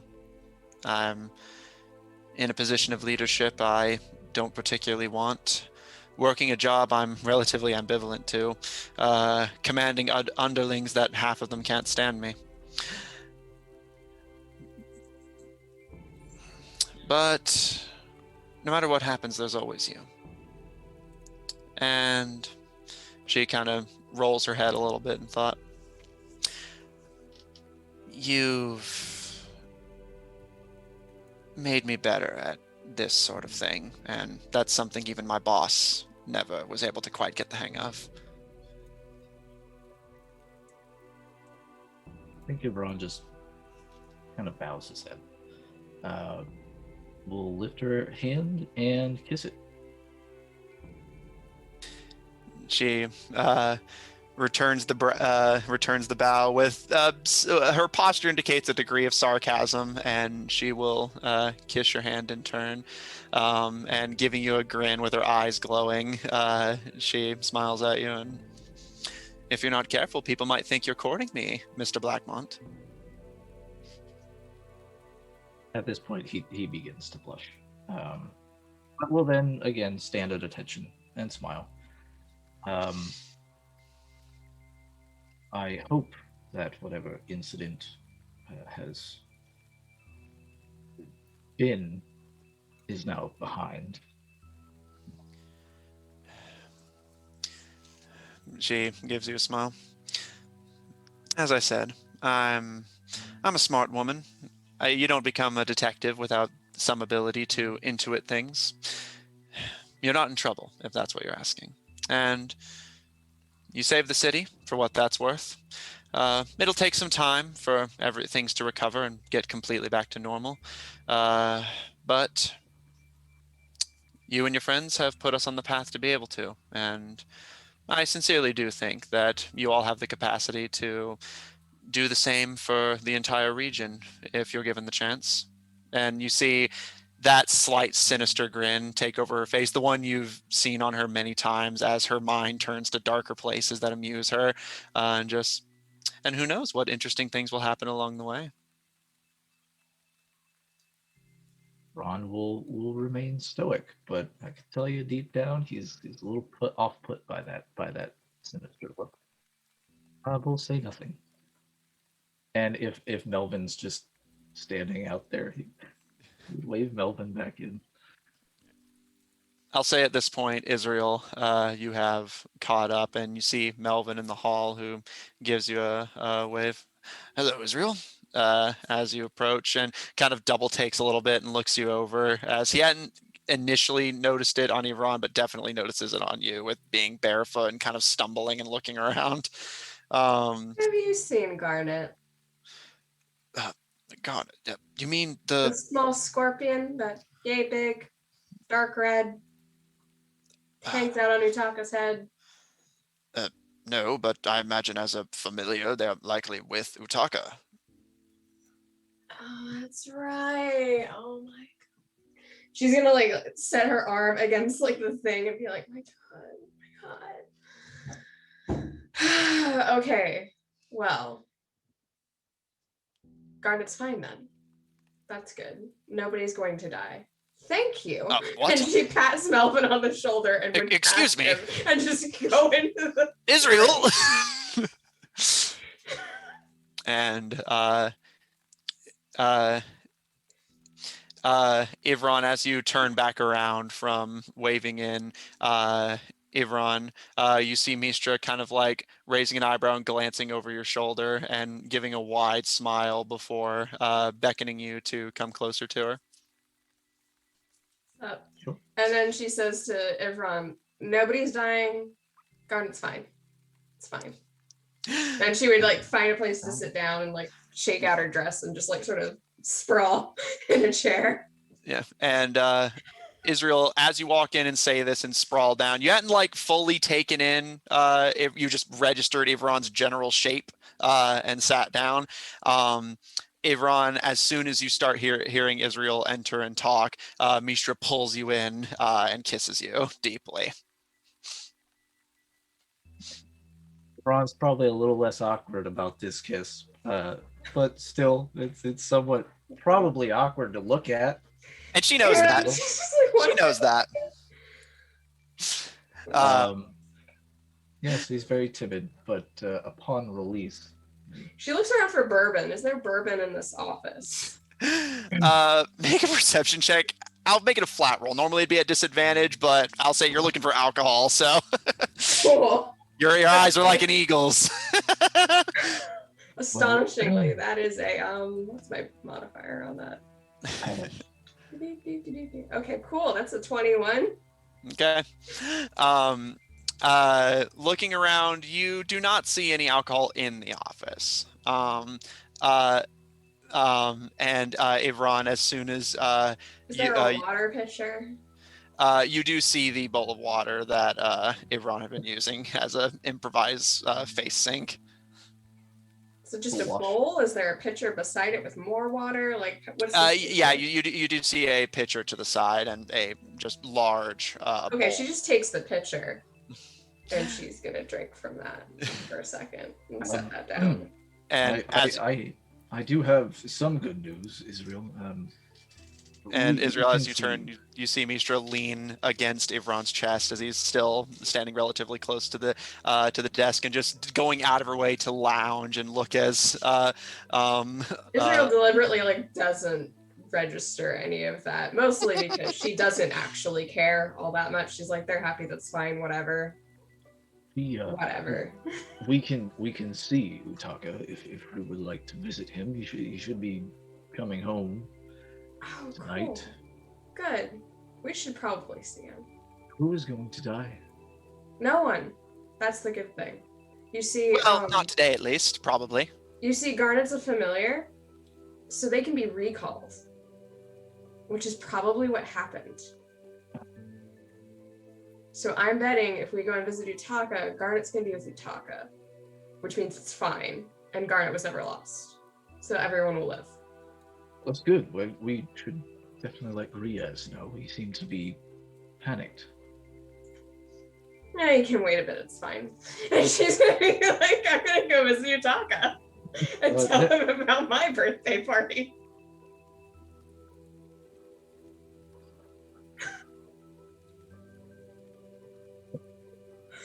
We're gonna burn this bitch down if we don't win. We'll take everybody with us. Today's the day we die. Yeah, I'll make it a glorious death. So yeah, Yeah, so fucking Israel like will- Kenny or Regina, like every character makes a comeback for the final battle of Utaka not even being angry about something and just getting ambushed. Harris, I need you to call him Nightmare. We need this. We need the power of a That's god on our if side. so we Utaka's can- the first one to enter the house. Like, let's be clear here. We're assuming Utaka's going to be at the front, which is probably not what's going to Yes. be happening. To clue you all in right now. Yeah, no, and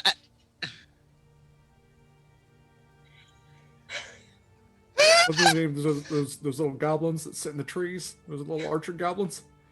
We call them in. Some goblin snipers. yeah, I'll say for funsies, is there any additional traps you guys want to set up? Junior, can you call your mom? Wait, shit. I need Lazy Susan. I need a gargantuan, mountain-sized table mimic. I think that's the only thing.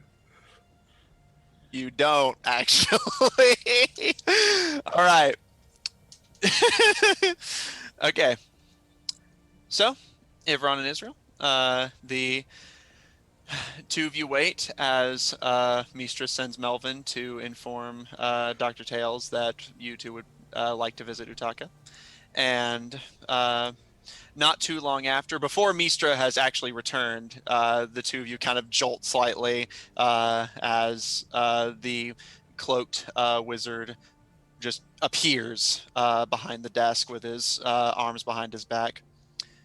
I was told you're interested in visiting Utaka. You would be greatly appreciated, Mr. Tails. Of course. He holds out one of his arms, the stump at the end, still with the spectral mage hand at the tip, and waves it, and your visions like shift rapidly, almost like blinking, as you find yourself in a pitch black void. But there are less like shelved and more like just floating in like reliable, organized places, medical equipment, and you see a bit of a distance ahead of you on a relatively comfortable looking observation table is Utaka. Their shirt is off, and you see several bandages and like those large like surgical ones on their chest and arms. And Dr. Tails gives the two of you a nod. It took some time to be sure that the formula worked properly. And as we said, there wasn't much point distributing it for people to just get reinfected again, especially because every time I made it, it would increase my odds of getting infected. But for now, Utaka seems to have taken to it more or less fine. I've been staying in the demiplane for the most part, but 2 more teleportations couldn't hurt, I suppose. Just try not to get overly physical if you can avoid it. They had to get several shots over the last several hours. And with that, they give a bow of the head and allow the two of you to walk across the empty demiplane towards your cleric. Is Utaka awake? Or just sitting there? Yeah, Utaka is sitting up, covered in bandages, shirtless, but otherwise seems fine. Utaka, you're sore and you're tired, but you are awake. Man, you sound like how I woke up.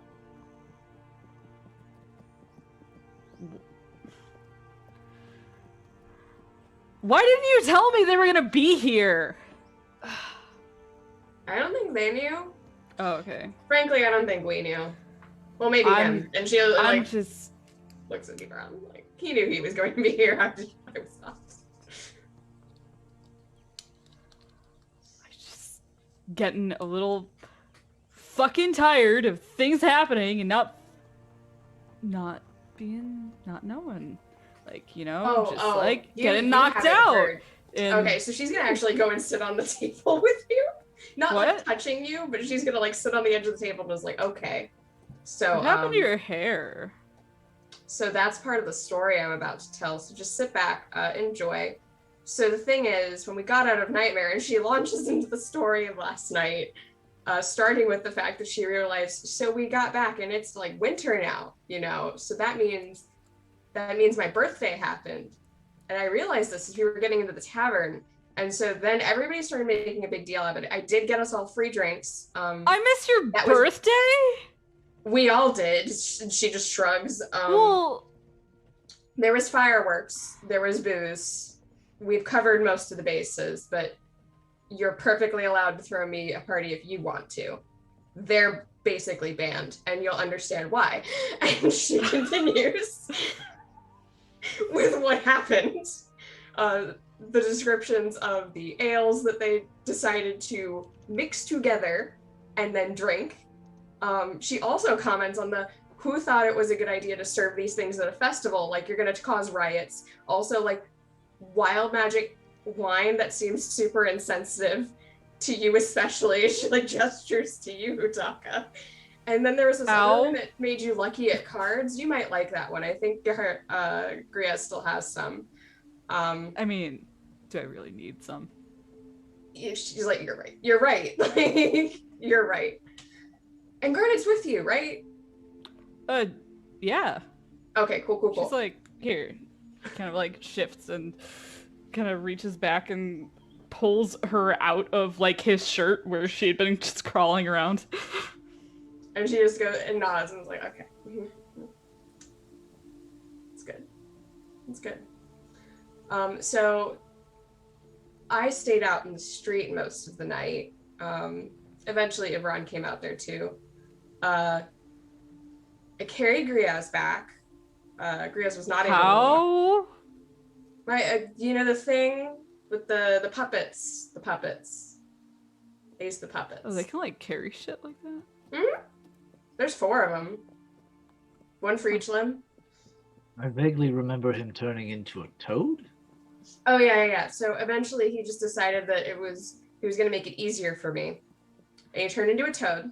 And Garnet was on top of him. And so we carried the toad and the scorpion down the street. And then there were fireworks, like so many fireworks.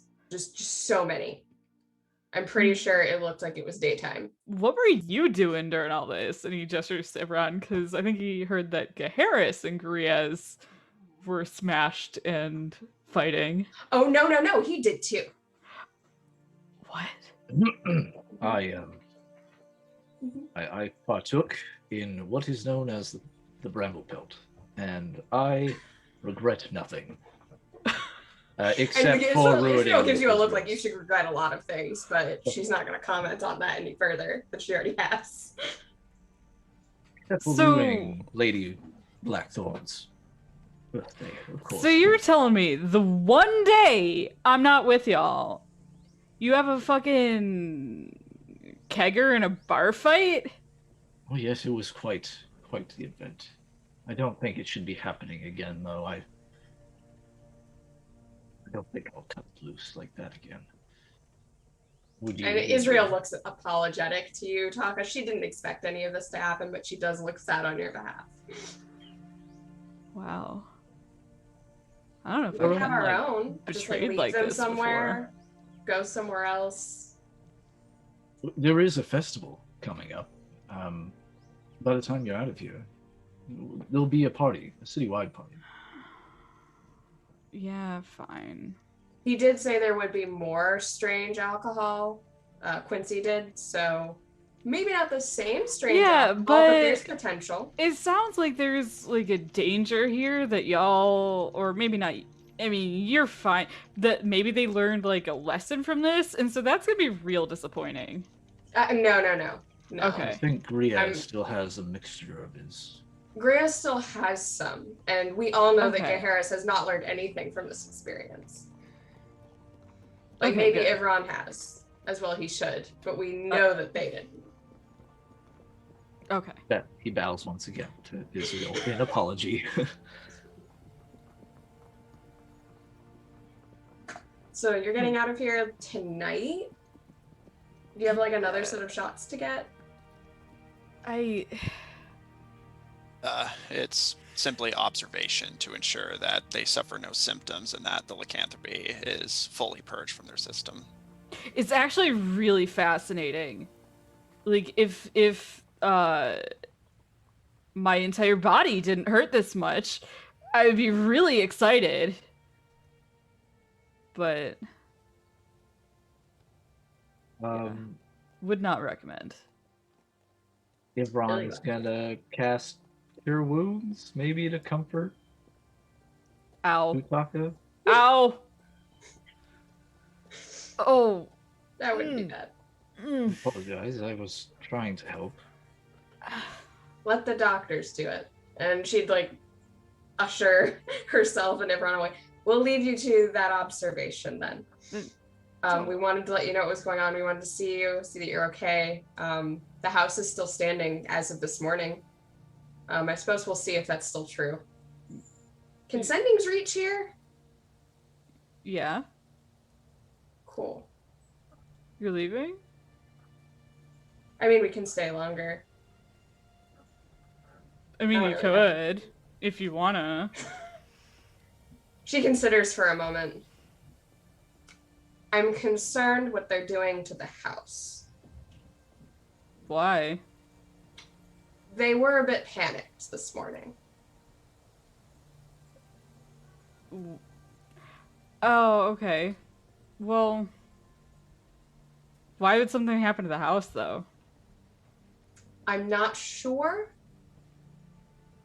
I just have a feeling. But you know what?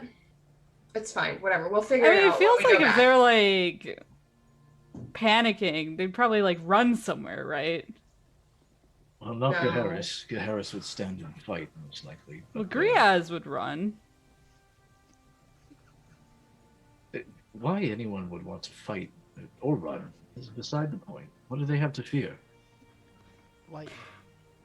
Yeah, I don't know. Lightning. Shocking, isn't it? Yeah. Utaka, I've never been hurt like this before from people I trusted. Everyone at Harris, like, what a shocker. But no. God. Just it hits you like a bolt of lightning. It's rough. But yeah, so she would settle down to like spend some more time with Utaka. Just chatting. All right. Yeah, we'll get there, Garrus. You know, playing cat's cradle. Whatever. All right. So, do any of you at your respective areas have anything you want to say or do before Utaka is released and Yeah, allowed to return home? I mean, while they're in there, given that she was asking him if sending would work, he's interested in inquiring why. Who you wanna send to? What, now? Yeah, why not? I'm not gonna turn into a werewolf, right? I guess not. We did all that shit so I wouldn't.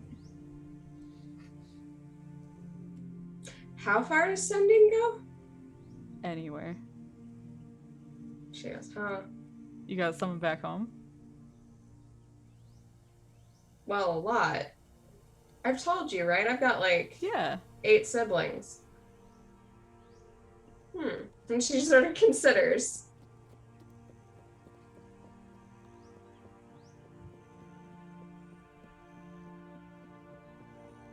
What But it about would you, be your Ivron? voice they heard, right? Yeah, it'd be me. But I can say whatever you want me to say.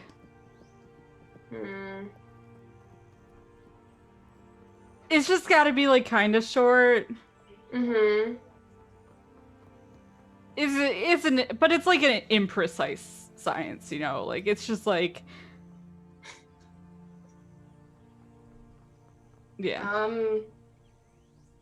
Well then, send to Samuel Blackthorn. It's Israel, Dad. I love you. I'm still safe. Expect more money soon.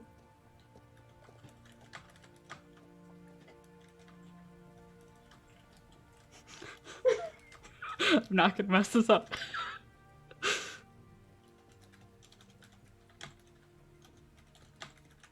Okay.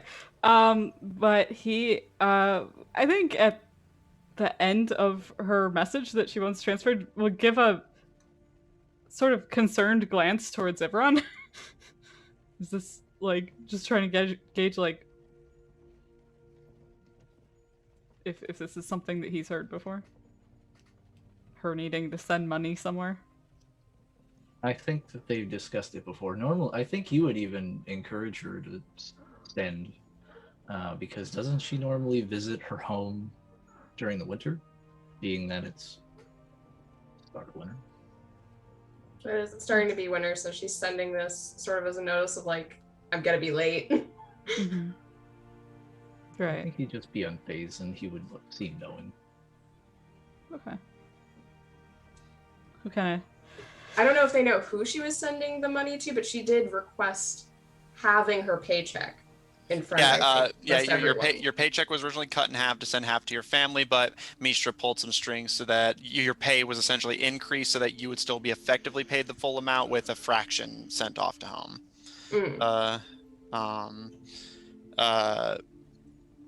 All right. But yeah, so he will kind of crack his knuckles and cast Sending to Samuel Blackthorn. All right. And I'll say as you start readying to cast the spell, Dr. Tails immediately just kind of like takes up a position over at his medical station, just basically observing to see if anything unusual happens when you cast the spell. And I'm guessing you send Israel's message verbatim? I think it would go a little more like, hey, so this is Israel's friend. I'm Utaka, but she says, it's Israel, Dad. I love you. I'm still safe. Expect more money soon. Okay, that's the message. You can reply. All right. I don't know if that was 25. I wasn't counting. Not even an address to send correspondence to. Just Okay. All right.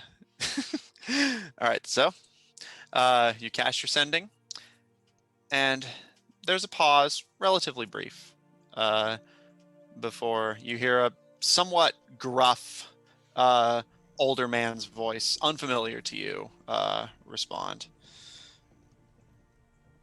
Must be more of that magic.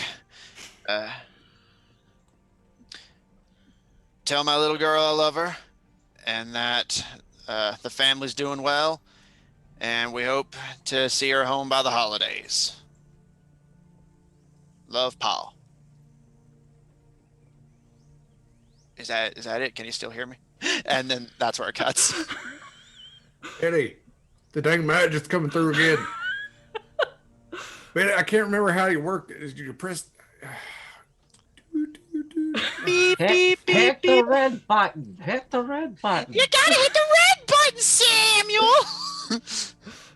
Dogs are barking in the background. God damn it. Better, you gotta take them outside. You hear the kid in the living room playing like Galaga. I'm on the magic, dang it. I'm on the match. Your paw says that you should come home for the holidays and he loves you. She nods, looking like that is expected, and also like she's going to be. Does he not disappointed like that she's, magic? Have a problem? No, Mom was a bard. Oh. Because he's like, oh, it's the magic. Well, he's I not love that magic. sentence so much. I I have a problem with magic? No, Mom was a bard. Alright. Cool. But he's just not magic. And he called you his little one. You're not little, you're like taller than me. And she's like, yeah, but then he's much taller. Oh. Yeah, okay. We're all little to him. Cool. Seems kind of, I don't know, nice. It's my All dad. right. What about you, Ivron? You got any messages you need sent? Someone back home? None that need ascending, but I appreciate the thought. Aren't you always like writing letters? Indeed.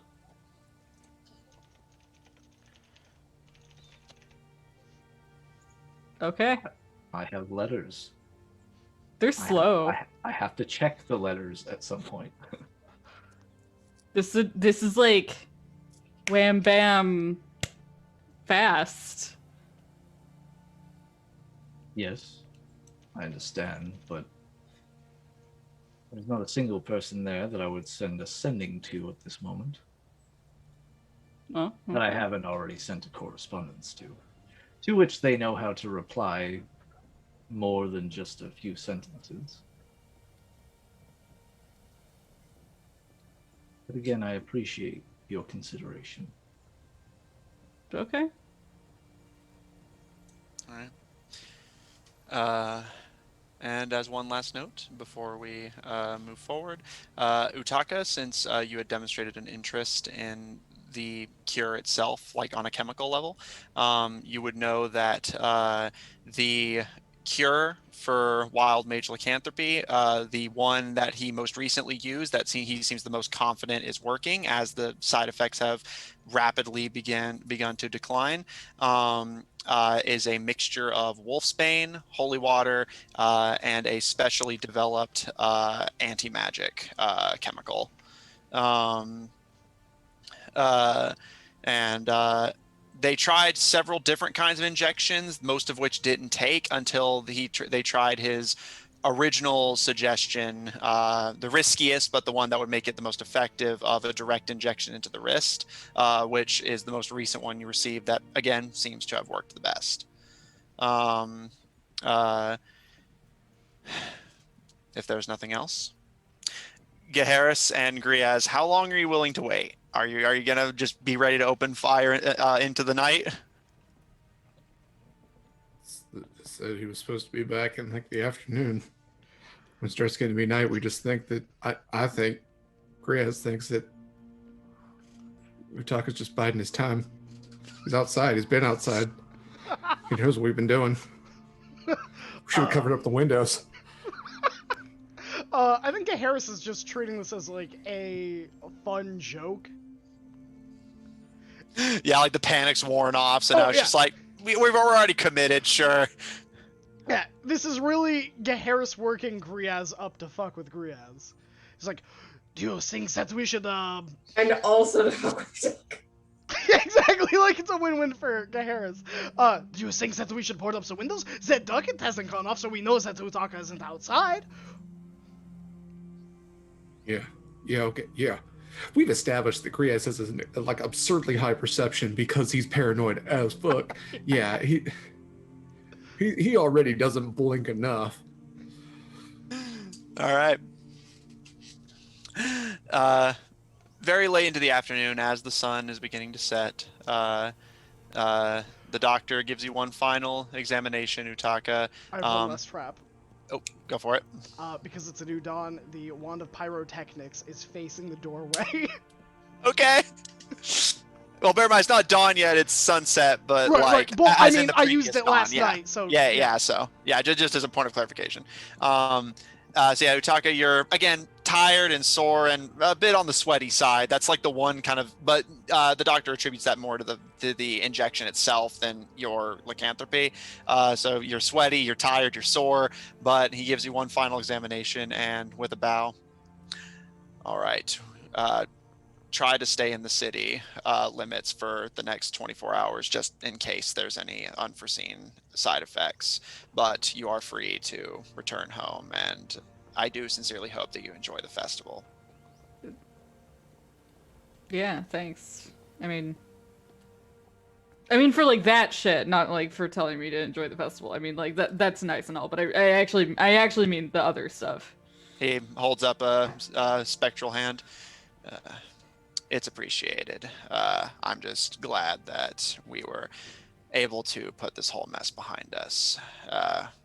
I and the people of Veilbride are grateful to the three of you and your friends. Now, if you'll excuse me, I have several thousand more of this to brew, so if you'll excuse me. And with a flash, you're all back in the central office with the doctor nowhere to be seen. I could help. Oh, okay. Guess not. I think it best that you just rest, Utaka. Well, like, I can't make holy water even if I'm tired. I'm not saying that. You've done quite a bit. He saved needs immensely. thousands. He's gonna need more holy water. Just And relax. he's got plenty of clerics either in the city and in the GSIA who can help too. We have to help Griaz, remember? Yeah. Not to mention, help yourself. It's time you rested in your own bed. Nonsense. I don't remember what that feels like. And Israel's like, same, bro. And like, pats the you on the Vietnam. back. She just has like eyes that are like, yeah, know that feeling. Let's go. All right. With a sore, sweaty, and be pricked Utaka in tow, the two of you begin working your way, much calmer this time and more stable, back down the streets from the top to the middle to the bottom district. And Utaka, you find yourself glad to be home.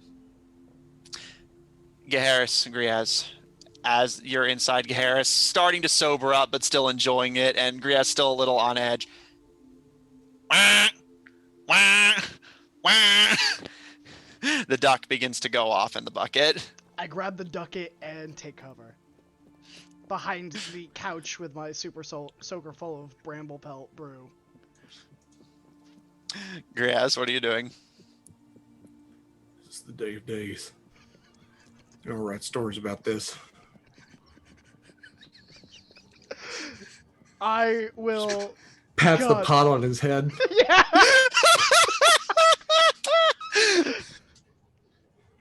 God, I'm trying to think. Sergeant Junior, are you ready? So I do Ready. have darkness prepared. Papa didn't raise no dummy. Let's do this. All right. With Junior in the form of a rug, your net's rigged up, the rock ready to go, Geharis rigging up darkness with your super soaker full of bramble pelt cocktail, Griaz with the pot on your head and your own super soaker and the bag of holding full of nails. Ivron, Israel, and Utaka, as you approach the house, you do hear a very muffled wah, wah, wah, before it abruptly cuts off. That was the duck, wasn't it? Was it? Doesn't it go off like right next to someone, like to startle them? Are they doing that to each other in there? Well, perhaps they were using it for Garnet. I mean, they were looking for him. Oh yeah. Yeah. Is You kids Utaka, doing it like, there? limping? Playing with the ducket. Mr. Ducket. Duckets are fun, Mr. Ducket. Anyway, like Israel is actually going to be the first person walking up to the door to open the door for the others to go in. Yeah, I was gonna say, like, is Utaka like, limping and disheveled, or?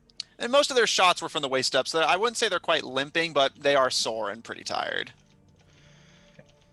Well, Yeah, Yvonne kind would of offer- grimacing and moving a little slow, like as their like torso shifts while they walk. Like that's uncomfortable, All but right. not Yeah. limping. Continues to sleep in front of the door. Who's going to be the first to enter? I think Ivron, out of his chivalry, will open the door for Israel and Utaka. All right, Israel, you did say you were going to do the same first. Yeah. I'll say you get priority if you want to. Oh, as I like open the door, probably Ibron comes to like hold it and is like, "No, you go on ahead." And Israel's like, "Oh, that's fine." And we're gonna go in. She's not Geharis. expecting anything. Geharis and Griaz, the door swings open. It's now or never. Do we see who the individual walking in is? Because I think that Didn't you that cast is something darkness? we would be taking into account. Didn't you cast What darkness? time of day is Oh, it he's night? preparing darkness. Preparing. And one Nighttime. more time, Griaz. What time of day is it? Is it Sunset. Is it It's sunset. Okay. She might be backlit, but you can tell that there's a silhouette Yeah, where there's just a skirt hitting the floor. it's your talking address. What? Griaz, what do you do? Do we see that it is Israel? You heard that when she said what?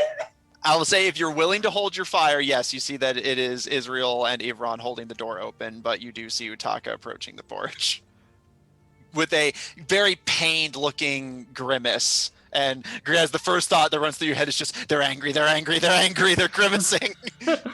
Change sides. Harris at this point has realized maybe I took it a little overboard. And like eyes the whetstone and all of the myriad of traps. Yeah, Israel is like, I think taking this in, does she Feel like- realizes what is this? So It's does all anything slow go motion. off? Well, nobody's walked in Yeah, yet. I think the minute you cross the threshold Yeah, is like the that's what I was thing. So assuming. the door is opened. If Israel looks like she's about to step in, or Ivron looks like they're about to step in, I will cast Hold Person on them. Israel had said what and is looking confused as she sees some of the other more obvious traps. Yeah, I and will say, has no, stepped- the traps are very poorly set up. You see a net on the ground in front of the door, two rigged up on the side, straining and creaking as like wooden poles hold them in place, one on the ceiling with what looks to be a whetstone held by a rope. And you see Griaz with a pot on his head holding one of the super soakers from Nightmare, just trembling and twitching as their eyes are on Utaka. What is So, this? because the door opens inward, does Ivron have to step inward to hold it open? You can just push it open from the Okay, porch, that wouldn't porchway. be in the way. All right. Has anyone crossed the threshold yet? Not yet. I think Israel's now looking at the nets and trying to figure out a way to like step beyond them. I'm trying to figure out how much of this Utaka would notice or like process. Well, you're noticing that there's a holdup at the door at the very least. And Yeah, yeah, Israel you is see- sounding really confused. And she's going, "What is this? Why are there? How did you even?" Okay, so let's I will call can out I? Oh. if you say that out loud. There were assassins, and we were preparing to keep the homestead safe to prevent them from attacking. And I'm gonna use Can my. you stop blocking the door? Can I push No, her? No, Oh. you're gonna trip. There's like nets and. Can okay, a but when I rock. say that, can I push her 5 feet You can try. Just- 5 feet in which direction? into the house so she won't block the door anymore? Yeah, she's gonna stumble in and over the nets, potentially. Yeah. Lydia Skyrim sort of thing.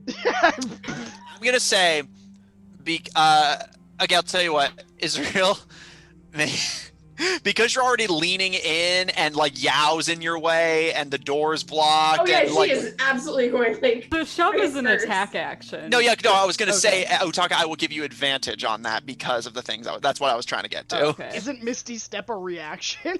Can she Technically, Misty yes, Step but- past all the traps? Oh, that's true. Israel's already used it. Oh. I thought you used it last night. That's right, but did we get a restful sleep? I don't. Technically, we passed out. I which would counts as say, sleep. yeah. I would say you got a long rest technically, but at We that point, it slept- doesn't matter. Do you even? We slept till think- noon, apparently, so Yeah. like half Yeah, the day. she doesn't think to do it because she also thinks that these traps are not even going to go off even if she did. Okay, so that is a 12 plus 3 for 15. I That believe that does meets it. Yep, that meets it. You beat it. Israel, you kind of Uh-oh. stumble as Utaka pushes you. And Utaka, you and Ivron watch in confusion as a very rapid series of events unfolds.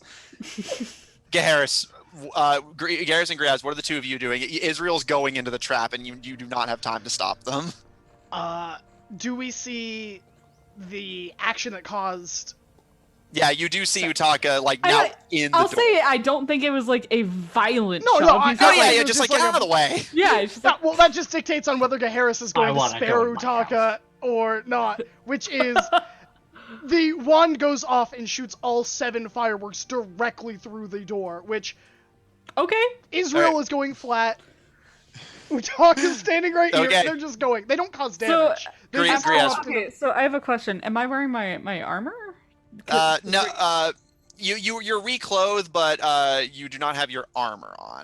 Okay, But so that's it is lightweight technically, so it might not. I don't know. but remember, I could say I'm carrying it if Yeah, that's fair. if Ron Okay. would help you. So I don't have my AC on. yeah, and But Griaz, also, what it doesn't do damage. Yeah, it doesn't. Yeah, it doesn't do it- damage, It's so- just a bright light. Like, Griaz, what are you doing? You see Utaka in the doorway as Israel falls over. Israel's falling into the opening jaws of a rug. no. Oh my god, that's terrifying. He's just he has time to say one thing: Junior, no chop. And just going All to right. let those jaws just seal right back up. All right. So you all see a very rapid series of events play out. Israel, you fall, and the edges of the net just kind of and just limply fall on top of you. It doesn't cover you. It's just the edges of it kind of wrap around your shoulders, and you kind of easily brush them off. The two spring-loaded ones go completely over your head and collide with each other and fall on top of you. And then finally, the fourth net on the ceiling just gently lifts and falls on top of you as well. None of them entangle you. You're just in like a little nest of nets now. And Utaka, you kind of startle a little bit as a whetstone very lazily just drifts, just kind of lightly waves into view and dangles in the doorway. And finally, Can I even see? and finally you see the rug grow teeth and start hopping towards Israel before just kind of gently gnawing on their head, not hurting you, just kind of like adhesiving to your scalp very lightly. And then we're blinded. And then the fireworks. It is Yeah, and then finally- each fireworks. Just all of you immediately are deafened and blinded as fireworks go off on the porch of the house. The last thing you can hear is Yao giving a yowl and running off across the street. And Junior like rolls around and basically boiling as bright lights and flashes and booms go off. no. And that's where we're gonna take a break. Oh gosh. Oh boy. All right. Brilliant. We'll see you all in like 5 minutes. Get some food, get some water. Trill's gonna kick your ass.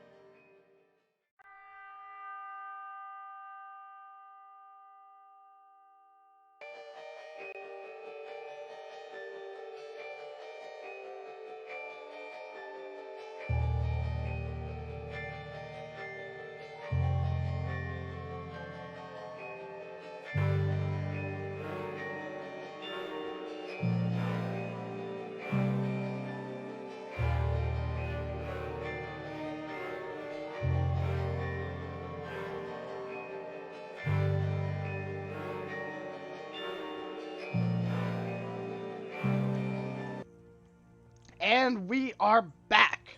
Look at that. They said it couldn't be done, but we are here. I hope you all had a wonderful break and got some water. That's all I have. Oh, also before the break, like away time before the break, I don't know if we noticed or acknowledged, but Mitch, beautiful Mitch, gave us all a crit. So everybody mark down your crit if you didn't already. I know, and yeah. Mitch popped in, gave us a crit, and left.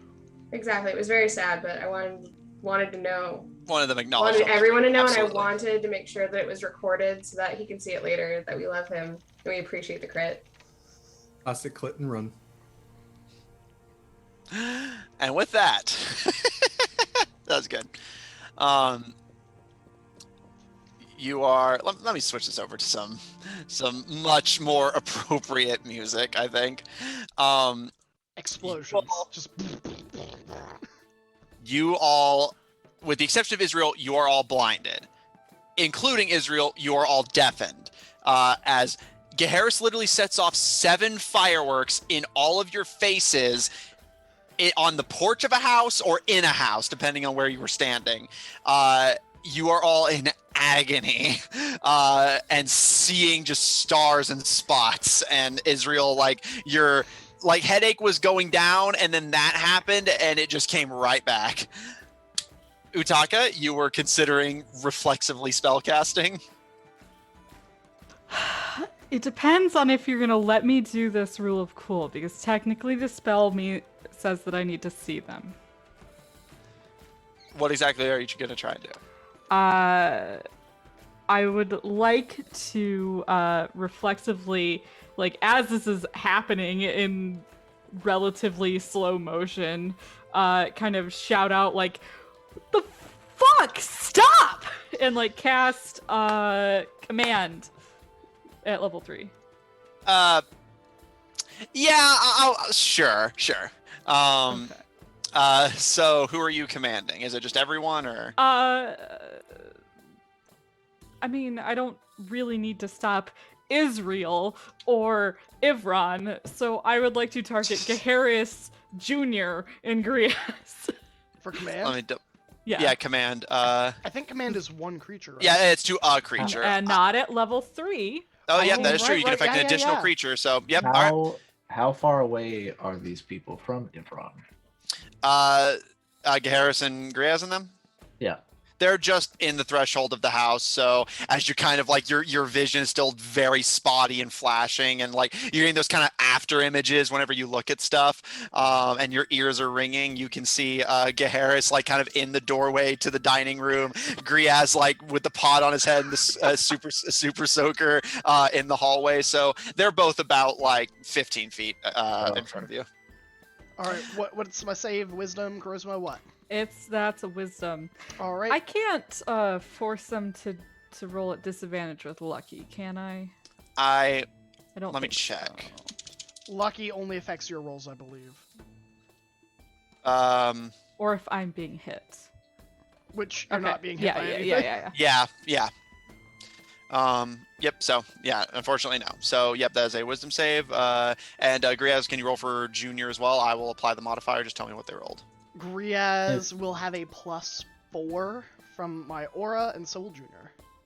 If Junior If we're close is enough. within 10 feet Yeah. of Ivron, he'll have an additional +5. All right. So Junior has Junior +9 to this. Oh gosh. Well, he didn't need that. Okay.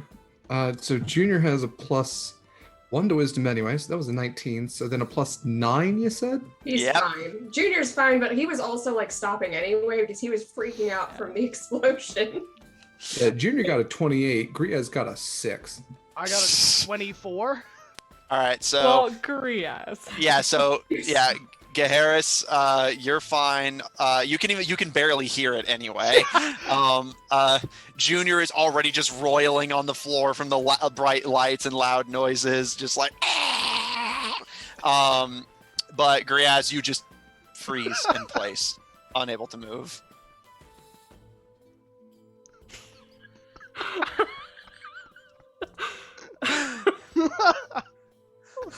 Ivron is on the ground, screaming, holding his eyes.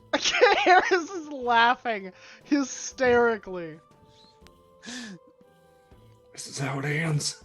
Israel's gonna try and like army crawl out from under the net.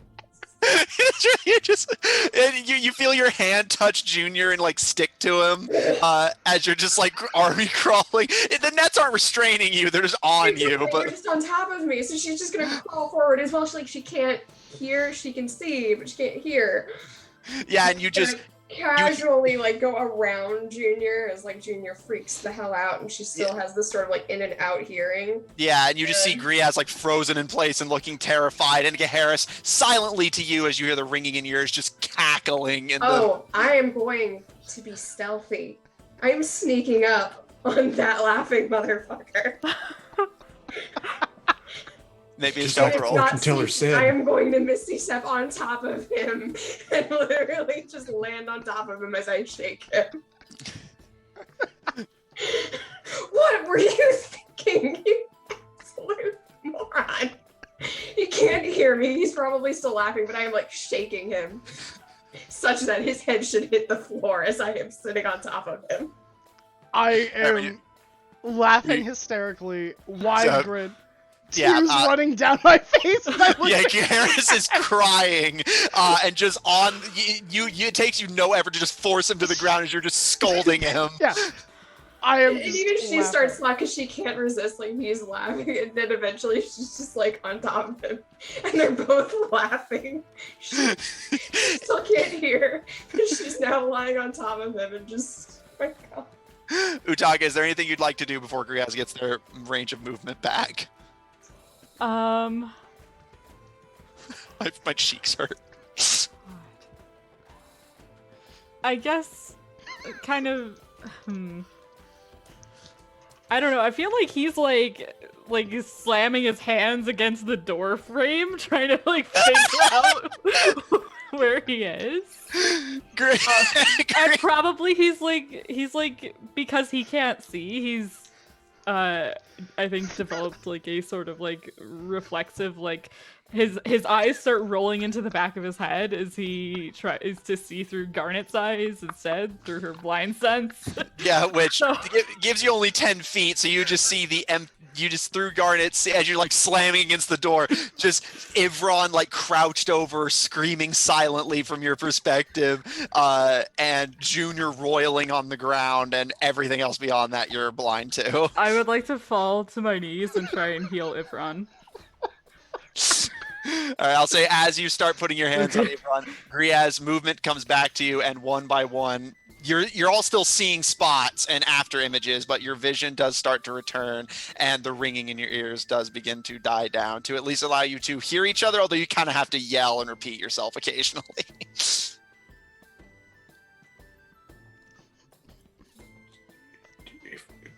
If I don't move, he can sense movement.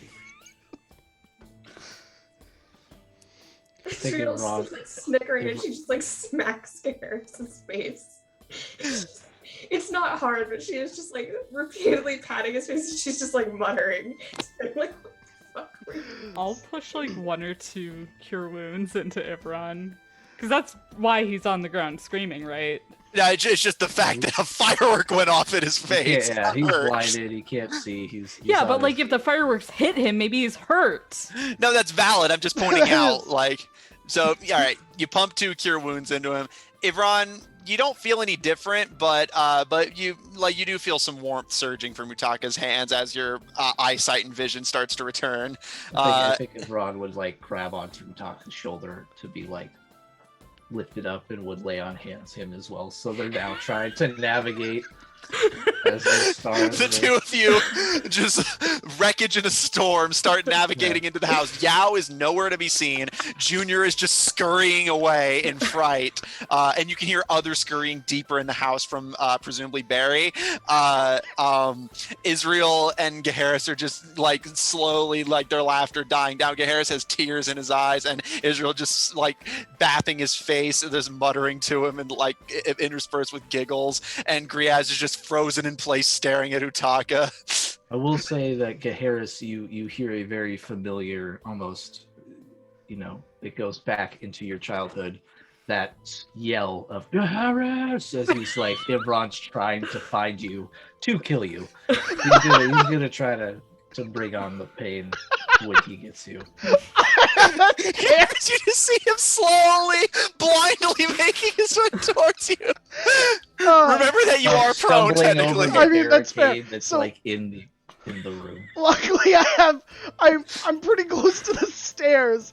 I just grab Israel, lift up, and I start dragging up the stairs to get as much distance between me and Ivron as I can.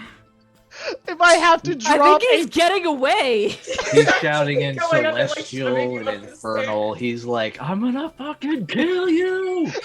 This is something she has a lot of experience with. the only thing you hear in Infernal is surprise. Israel is absolutely helping Gaeris get away at this point. This is now full on a sibling war. She's been here before. She knows the cost. She is running. I kind She of knows she's with the enemy now.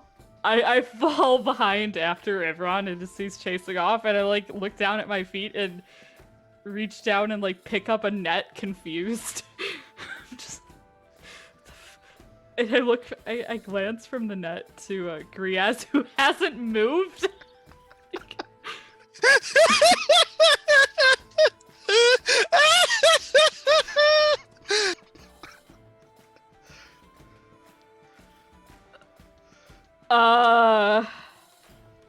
Lost your scorpion, I'm sorry. What? I lost Garnet. Please don't kill me. How'd you I'll make lose it quick. Garnet?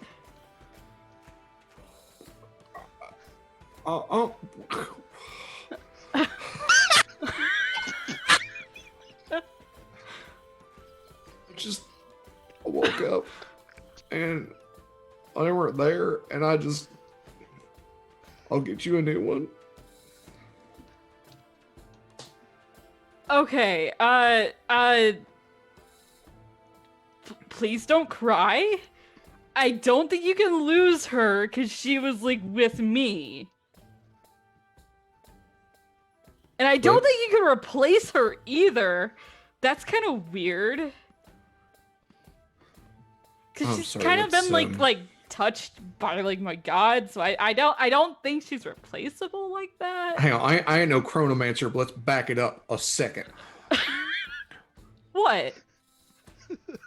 What do you mean she was with you? I mean, like,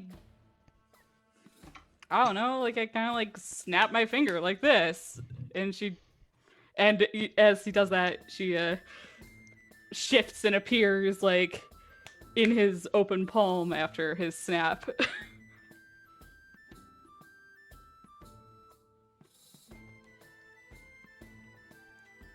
All right, then. Fuck this shit. God damn it. He's taking the pot off his There's head. the faint sound of everyone stomping. People running Just up still and down. yelling at Garrison Infernal, Like, just like, you motherfucker! Very disoriented, banging up against the walls as he's trying to steady himself. This is he just very sprinting faint, up you the know, stairs. in the other room kind of background to this quieter conversation. Oh yeah, definitely the further distance Ivron puts between Utaka and himself, I'm throwing that 30-foot circle of darkness in his way.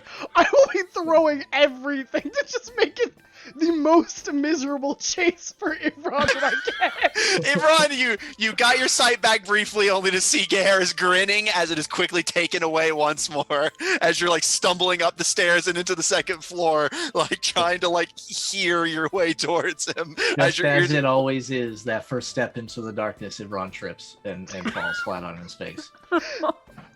And again, cussing in Celestial and Infernal. He in all the languages he knows. I know that word. He is chasing after. Israel has whispered to Garrus, it's like, we need to go up to the attic and we can hide. Just be quiet. I'm Yes, just is- following. Like, we go. I think when you like head up those last stairs to the attic, you come face to face with Barry, just like Yeah, Barry was coming down to like investigate that Utaka had returned, but at the fireworks going off was like cowering up in the attic. I Exactly. just- She just goes, shh, to Barry. It goes like, scooch back. Barry kind of scuttles out of the way and just watches their antennae just like twitching and like trembling.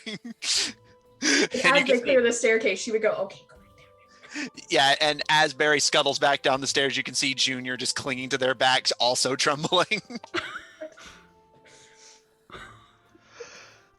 Something's fun. Is gonna pump the super soaker a couple of times and just shoot it into his own mouth. Roll me a D100. And then he's gonna, I will. And then he's gonna hand it over to Utaka and go, it's called a bramble pelt. Don't tell Israel I gave this to you. You ain't old enough yet, but man, fuck it. What's that And- supposed to mean? He's just walking out into the street at this point. He's going to wild shape into a horse, and we're going to see what wild magic bullshit's going to happen. It is a 20. 20. Okay. Okay. So, Utaka, you watch it just abject confusion as Chris pumps the super soaker, gives it to you, wanders out into the street, wild shapes into a horse, and as you're out onto the streets of Vale, right, Grias, you feel it coming over you. The anger, the very intense alcohol poisoning, the feeling that you're feeling lucky, punk. And then a puddle 30 feet in diameter of like just liquid appears around you as you cast grease on yourself.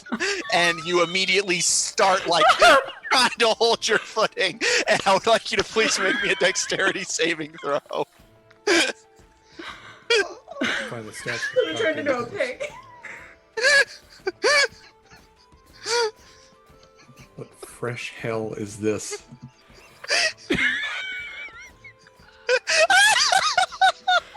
I think this is the most like pee I've ever seen a horse let out at once. Griaz, what's your dex save? Oh, I'm getting to the horse. Hold on. Gotta find horse stats for this. I think if it's a war horse, it's a +3. My face hurts. Horse has a I couldn't- +3, but also we started this with a cursed image, and we've only gotten more and more cursed. And I just got on. This is pretty cursed. Oh, war horse is a +1. My bad. Yeah, warhorse is a +1. Yeah. All right. So that is a 17. Okay. So he is an angry. No. That you are still in the rage. What that was for was to see if you trip in the grease No, ball. I'm specifying. He is an angry, long, good at thieving, wild magic horse now surrounded by grease as he goes to gallop. All right. As you start That's galloping, let me double check something.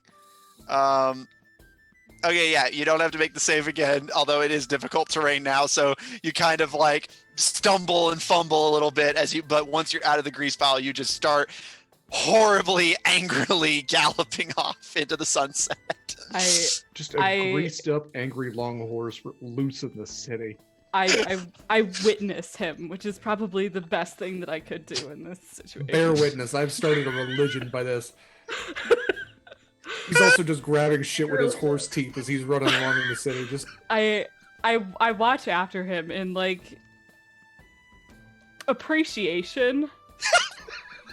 into the sunset. It is the setting sun, by the way. Yeah, This is majestic as fuck. Yeah, it's great. And then I glance down to the super soaker in bemusement. And to be fair, Israel has told you exactly what the bramble pelt is and what to expect. You know what that means. He will lift it up and like look at it and feel it slosh in his hand.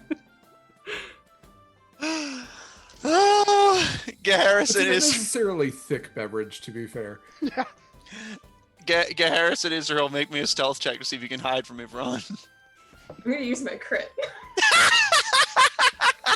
I was gonna say, to be +6. fair, Ron's lost in a darkness, and he's just crawling at this point. And so- also, like, Barry is coming down to, like, further confuse him. That's a 17 from me, Chief. Okay. And that's with disadvantage, even though I don't think I have my armor on. All right. Ivron, can you make me a perception check at disadvantage? At a lot of disadvantage. Oh, man. Disadvantage. That is a 5. Ivron, you start crawling back up the stairs, working your way through the darkness as Gaheris and Israel start sheltering, all giggles and smiles in the attic. And while you're lost in the darkness, you feel Barry scuttle over you, literally just crawling on top of you and past you. And you finally estimate you've reached the top of the stairs, but just kind of fall flat as you have no idea where they are at this point. You're not even sure you can get out of the darkness. It's a bad scene. I think he's just gonna lie there. This is my life now. It's no different than when we were growing up.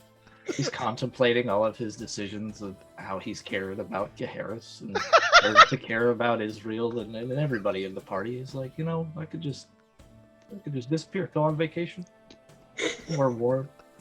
No one appreciates the captain.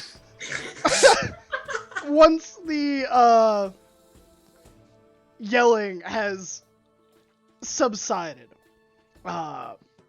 Gaheris will turn and offer this lopsided grin to Israel. Happy birthday. I thought that you would like it. But you're welcome. And I will give her a kiss, and I will just start going down. Ivron, oh, you silly. I see that. I'll snap my fingers and the darkness just dissipates.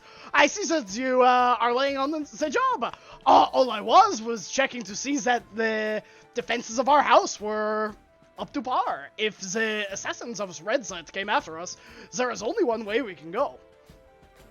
I'm starting to think the word of the assassins.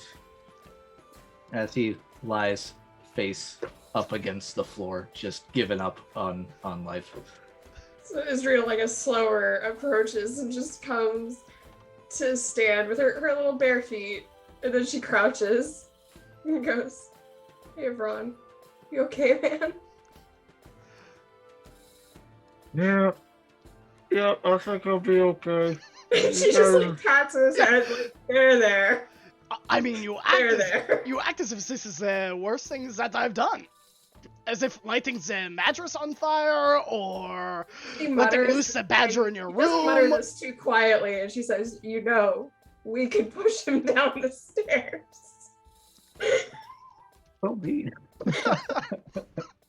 I think at the bottom of the stairs, you see Utaka standing there, holding a super soaker, glancing from it to you. And Utaka, as you're doing this, you hear scuttling as Barry rapidly scuttles down the stairs, literally crawls over the banister to basically just tackle you and start rubbing their head up against your stomach and sides. I crumple into a ball under this very large ant. And I will try to start squirting it at Barry. Oh no. Utaka, can you roll me a D100? Yeah, sure. Because I would love to. It would be my pleasure. Yeah. Oh God. In the arms of a berry. That is a 89. Don't worry, we have a savey. So someone spam the save berry. He has 2 already. Oh, Guys, you're right. spare the berries. We're safe. Spare the berry. Utaka, Barry vanishes. No!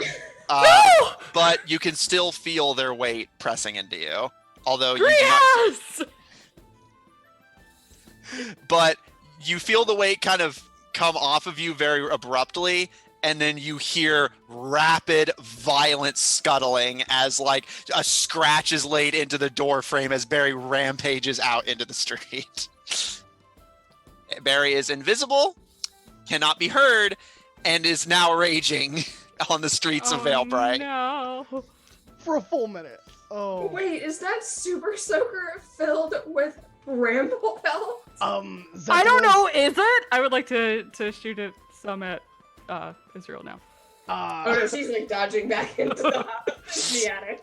The short answer is yes. Very effective against spellcasters. I would like to try to shoot some at Garrus. I'm not gonna dodge. Are you going to go out of your way to drink some, or is you just gonna let it splash you? Oh God, I don't want to waste alcohol. I mean, He's standing at the top of the vaguely stairs, aiming at, like- at his face. Yeah. I'm not, Okay, like, so see, I'll say Gaharis, if you're not trying to avoid it Oh yeah, and I'll Utaka is roll. aiming I'll roll. it, yeah, roll me a D100, bud. All right, that is a 55. You guys are playing a dangerous game. Oh, I can't wait for one Oh, of the us to get fireball. fireball. Where's the Uh-oh. fireball? oh. And that was the last of the house. Ivron, Utaka, Israel, the three of you watch as Gaharis happily catches it in his mouth and like poses, and with a all of his hair falls out. Ivron is now cackling and like gut-wrenchingly crying at this point. That's how gleefully he's laughing. Ah, Serves you right. you know, I feel a little bit less conflicted about pushing you down the stairs now. Israel's like, oh no. You're fucking bald. This is fine. This is fine. I didn't know his head was like lumpy under all that hair. So she went to shove to her. She's actually just like hugging you, like she pats your chest. There's just a pile of Gaharis's beautiful hair at his feet.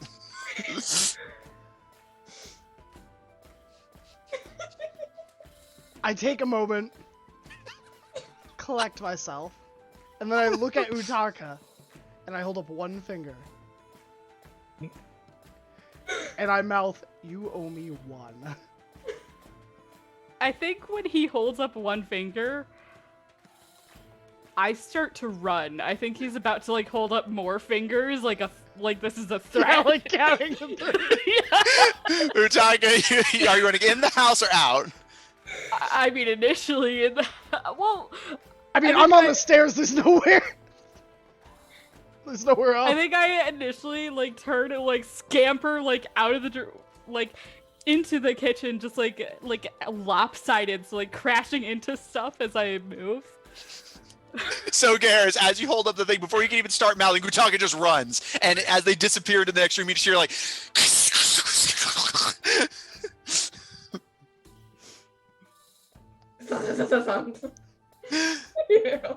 Is there anything else you guys would like to do before the next... I'm gonna go lay down now. This has been think of a that. day. Ivron, I will help you to your room.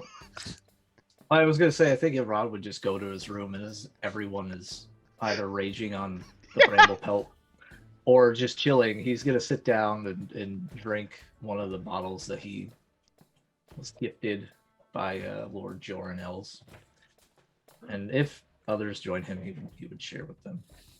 More drinking. Yeah, more drinking. And he would be like, again, I hope this makes up for the incident last night. Happy birthday, Israel. And then he would just keep snickering at Gaharis' bald head. I think after a time, since it doesn't sound like Gaharis is chasing after him, Utaka might slowly slink back. Exactly. At this point, when Israel goes to her room, she's turned on her music box and has left the door open so that just calm music is just in the house. And she's just sort of like lying on her bed. She's not asleep or anything, but she's just sort of lazing there. She hasn't decided to get properly dressed or anything. Griaz, out rampaging in the street. Your rage lasts for a minute. Honestly, someone else's problem. What, If he's traveling at 10 feet per second, he can commit quite a few horse crimes in a minute. So I was gonna say, I don't want to assume. Do you want to commit horse crimes? He's raging and has like an additional proficiency in sleight of hand. He doesn't have hands, but he's got a horse chomper. Yeah, he's committing horse crimes. He's picking pockets as a horse. Maybe Matt, it's I don't know why you have to ask these honestly silly stupid questions. I want to He's steal. clattering through the streets, knocking over carts. While the carts are being knocked over, he's stealing people's purses. Yes, make me a sleight of hand check at advantage. This is that scene from Over the Garden Wall where Yeah, I want to steal. Yeah, the horse doesn't commit crimes. I want to commit crimes. Yeah. All right, slide it. God damn it. Oh, I have to use horse dexterity. God damn it. Well, you still get advantage. Okay, I get advantage on my horse dexterity. That's good. I used to have a +6. I guess I'll sever my +1. Horse crimes. This party, the festival's not even here yet. Ah, that's a 21. I think All you're right. wrong. The party is here. Yeah, you guys 'cause are the you got party. it. We made the festival. Wait, It's if that's a rolled- I 21 rolled with a a nat plus 20 one, on- did you? Yeah, that was a nat 20. I rolled a nat 20 on horse crimes. Yeah. Yep, yep. Okay. Graham, our next shirt should be Nat 20 for horse crimes. I will Yes. put it on the market. Griaz, the last thing you can remember is Barry reappearing next to you and kind of looking around in confusion before scuttling to keep pace with you as you rampage as a horse through the streets before everything goes black. Oh no. The next morning. Does anyone have any final things for tonight before? Okay. You may all mark down a long rest if you haven't already. What about a level up? I feel like we've learned a lot from this. Oh! Just wake up naked in the streets like a reverse werewolf. Still hairy. Yes, so Griaz. We'll start with you, bud. You American kind of werehorse and Veilbright. you oh. You kind of startle awake slightly and look around. Your eyes are crusted, like your head is pounding. And luckily you don't appear to be in the sun. Looking around and judging from the smell, you appear to be in a stable. Barry is kind of perched over you, like just kind of looking down at you and tilting their head and their antennae kind of like waving against your face to help wake you up. And you look down, you are still clothed, thankfully, although you smell terrible.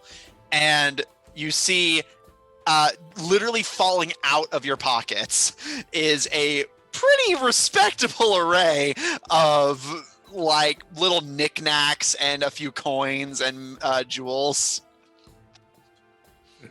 Nice. I'm like a drunk economist. Making money.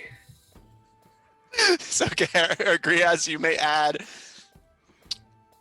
50 silver pieces, 30 copper pieces, and a pearl necklace to your inventory. You also have an apple, although it appears to have a horse-sized bite taken out of it. And I don't have an apple, Matt. and A horse-sized bite out of an apple, Matt. That's not an apple. You got an apple stem, I guess is. Yeah, I have the memory of an apple, is what you're telling me. Oh my god, I'm actually crying. Well, maybe that's a good place to end. No, I can keep going. On tonight's Oh. episode, we make Matt cry.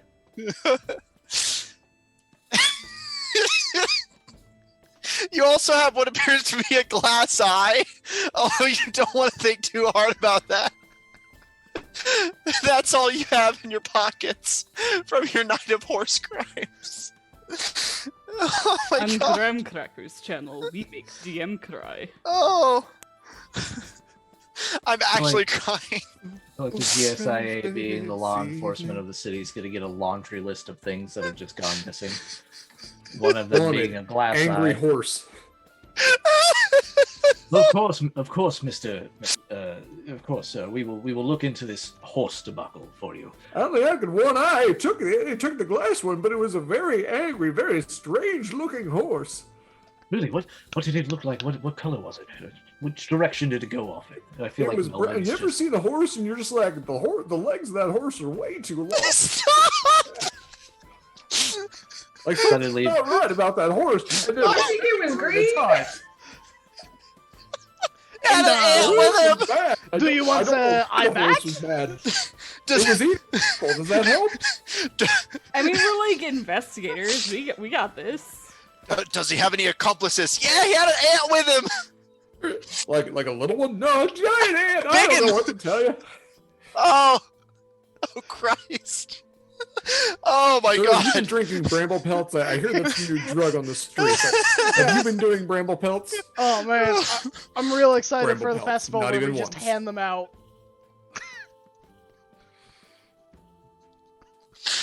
Oh my God. Sangrias, you have a bunch of shit in your pockets. You have an apple core, you have coins, you have a glass eye. This is the brain on bramble pelt.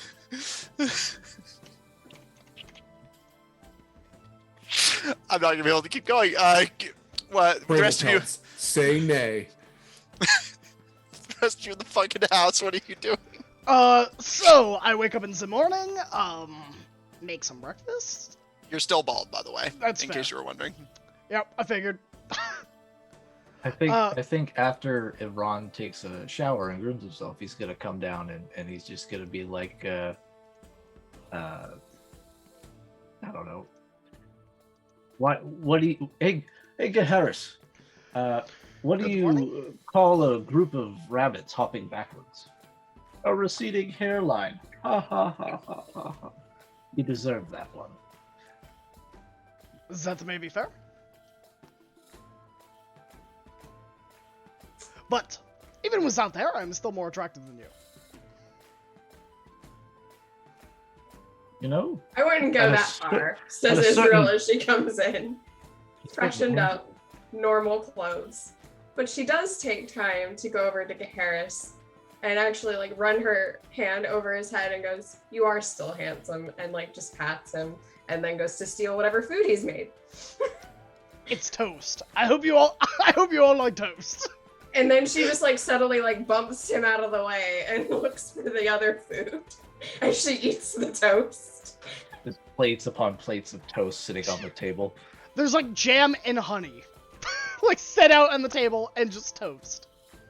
All right. And she's like, "I'll make something," and she like looks at Ivran and shoos Gaharis away from the stove. Ivran opens the newspaper that he found on the front porch, and with his brown morning potion will drink it, and it'll see like headlines: horse crimes rampaging the city. Old man Higgins still missing his glass eye. I'm sorry. It would say galloping through the city, stampeding maybe, but There you go. if not, that headline writer missed an opportunity. I will, as at the scent of Israel's cooking, cautiously peek into the kitchen to see if there are hostile forces in there. Clip Clop needs cop to investigate horse crimes. Horse buck justice. Horse. Oh my god. It's too much. When the horse was Smell. when the local stable head was asked if he could give a comment, all he said was nay. Streets now unstable. Good lord. But yeah, there's like eggs now and also bacon to go with the toast. Law attempts to rein it in. Does Gaharis look hostile when Nope, he but might... Harris does hold one finger and mouths again. You owe me one.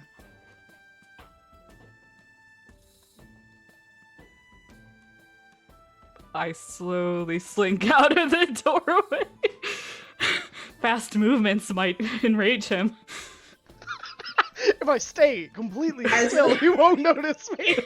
As Israel travels to the table with, you know, helpings of food that have been finished, she might spot you talking. Are you gonna eat? Or I'm like, you catch me like mid like stride, like a spy movie, and I just like freeze. do you want food? Yeah. Cool. She goes back to the stove to make more. All right. You all settle for something resembling breakfast. Yao is still nowhere to be seen. Barry and Junior, just like puppies, just sit in the kitchen for their kibble. Griaz, Barry's with Griaz. So Junior is Junior and Garnet are getting ready for kibble.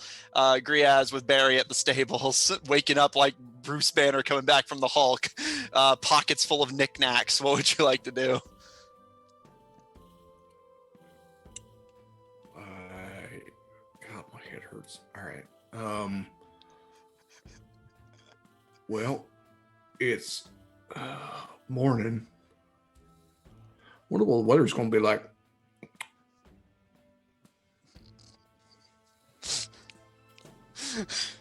Well, Griaz, it's interesting that you asked that question. Things are going to start getting a little bit colder. It's getting to the end of autumn after all. Winter's coming. But overall, it's going to be a cloudy day with a little bit of a chill, especially in the night. So make sure you bundle up. Imagine like weather Griaz just has like a big cup of coffee and bags under his eyes. It's like, man, I had a rough night. Yeah, well, the weather last night was pink elephants, I think. Barry, I think we need to get back before your daddy don't kill me again. Yep. All right. Can I ride you? Is that a thing, or you just won't walk? Is that I don't know the logistics of you. Barry kind of like digs their head under you to start just kind of hoisting you onto their back. You kind of have to grab to make sure the things don't fall out of your pockets.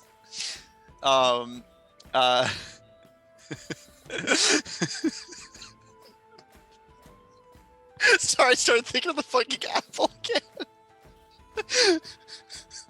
Yeah, I wish I had an apple to give you, but there was a horse-sized bite taken out of it, which means there wasn't an apple. I said it's a core. It's a core of an apple.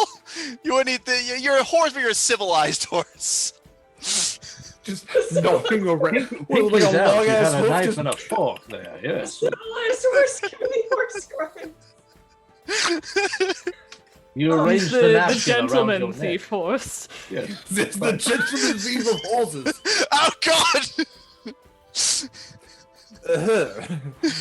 At a point, he had somehow like knocked a top hat onto his head. As he fell. He had like Somehow one of those holding a like old monocle. timey robber masks. Oh God! You've All heard right. of cat burglars. What about horse burglars? Clip clop. I can't do it. Okay. Cat burglar, you'll never hear it coming. A horse, you probably will. To be fair, there's not a lot of sneaking through. There's a lot of breaking through windows, and it's. They ask how do you sneak up on someone whenever you're a horse? I tell them I flank them. I'm the main event. So you better pony up the dough. All right, with that, we are going to catch you all next week. No! No, it's done. It's done. I'm cutting us off.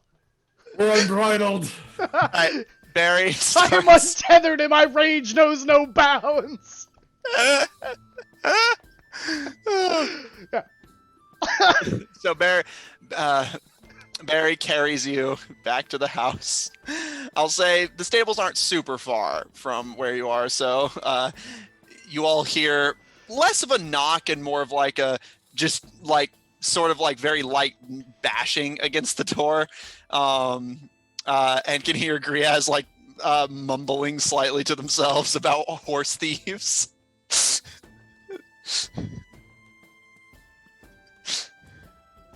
I think by this point, some of the extra toast has gone to Junior.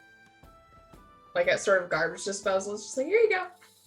And Junior and Garnet promptly start like fighting over like little bits of it. I'm like, oh no, you don't. I snap her back. I do not want her fighting with Junior over food. There is a Yeah, I He size just sits in the difference. middle of the table with jaws open, just like throw scraps in there. It's a game. Junior happily just gorges on the both it there and Garnet's share of bread. Like a table sarlacc. There. And does someone want to let Griaz and Barry in? I think if Ron would, he would probably be leaving as they arrive. Dressed in finer raiment with his cloak and his GSIA badge pin clasp, but he would let him in. Yeah, Iran, you Where open you the going, door and Captain? see see Barry come in carrying Griaz, whose pockets are just much more filled than when you last recall. Yeah, he's like laying like horizontal along Yeah. Barry. Where are you going, fancy boy? Well, Master Bramblepelt, I do need to find the owl. There are some questions I have for Melvin. I must check my correspondence and prepare for the festival. How are you? You gonna doing see your this morning? girlfriend?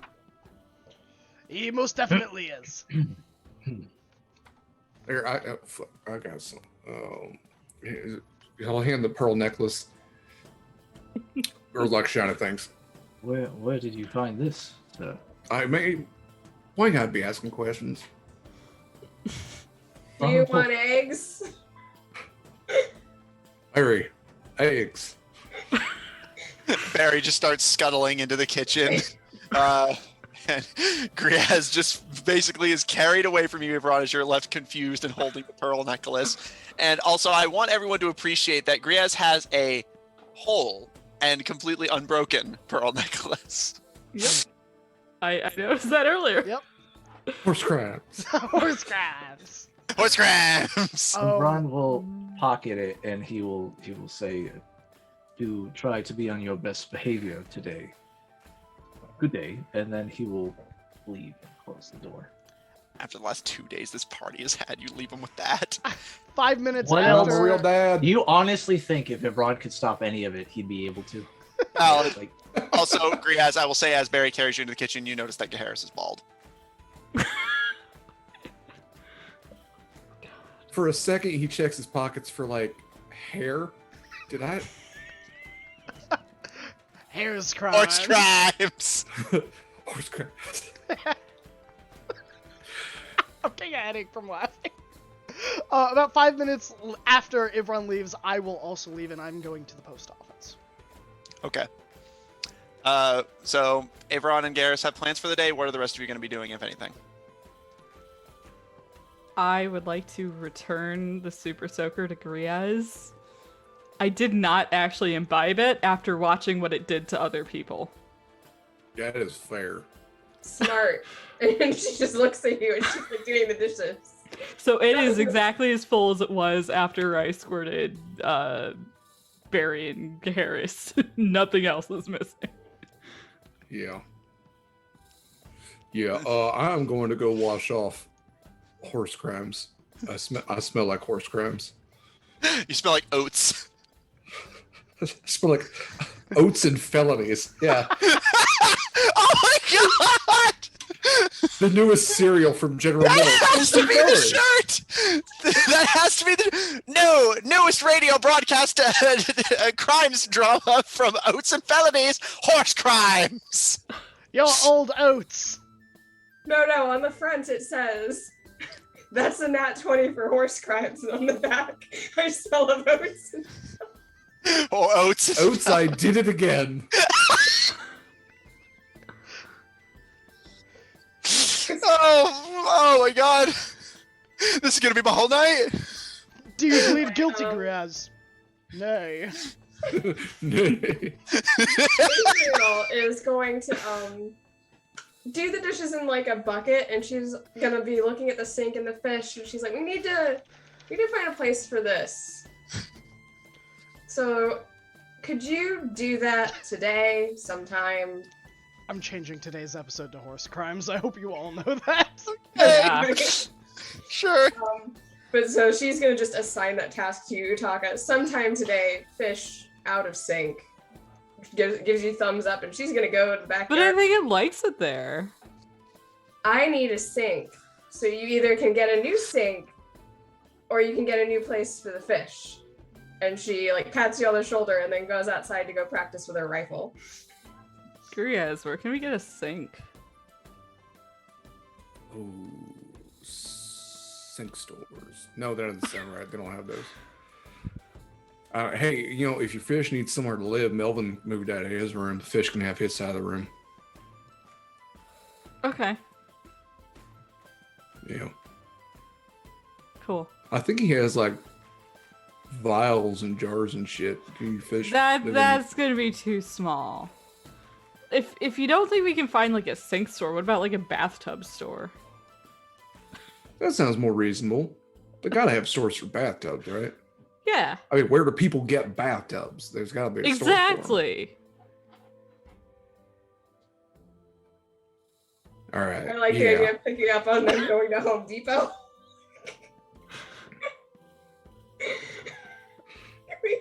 I hate that I actually have to go to my notes and pull up the Have a boys' day out at Home Depot. We'll just. I think that's the right circumference of tubing. Did you bring? Okay. You forgot the tape measure. All right. Yeah, we'll just borrow one from next aisle. Yeah. Yep. I mean, they gotta have them here. I found, mean, I got something. I found my list of stores, so we'll cover that. So, Israel, you have the house to yourself and the pets. Griaz and Utaka are going shopping, and Garrus and Ivron have paladin things to do. We'll probably just move the fish to the bathtub once Griaz is done using it. It's not in the sink anymore. Temporary fix / permanent fix. And she's like, and now it's in the bath, which I also need to take baths. Oh, you need everything. I will say. So, are you guys actually looking for a place that sells baths in particular, or just anything that sells like home stuff? We need a container for a fish. Anything tub-sized. Fine, because I actually have a list of stores here, and I wasn't sure if you wanted to use one of them. Is there a bathtub store? Is that? You do find a relatively large store called Bed Bath and Beholder. Tubs and suds. Come on by. I think it's probably at this point that Utaka realizes he has literally no money. I got some money. We'll take care of your fish. You know, I've been to a Bed Bath and Beholder, and I don't know about the Beholder part. I don't know why they include that. I mean, It's I like- think it's just like, I don't know, what's the word? It's just like stuff for their signs, like a brand. Yeah, I've just been to somewhere they actually do have a beholder in the back. It's like, why is there a section for this? Yeah, you should really start recording this off. You've seen a beholder? Might have been a cardboard cutout. All right, and I will say, I wanted to say the name because I had it pulled up, but they do sell baths. It's 5 gold if you want to buy one. Yeah, all right. I got 5 gold for a bath. All right. I have 8 silver, so you're spotting me right now. No, I got you. We'll find a home for your fish. Fish home. Fish home. All right. Melvin comes back to a tub in his area. On his bed. I just needed to sort my books. All right, so. All right, with a bath acquired for Utaka's fish, Israel cleaning up the house, Ivron.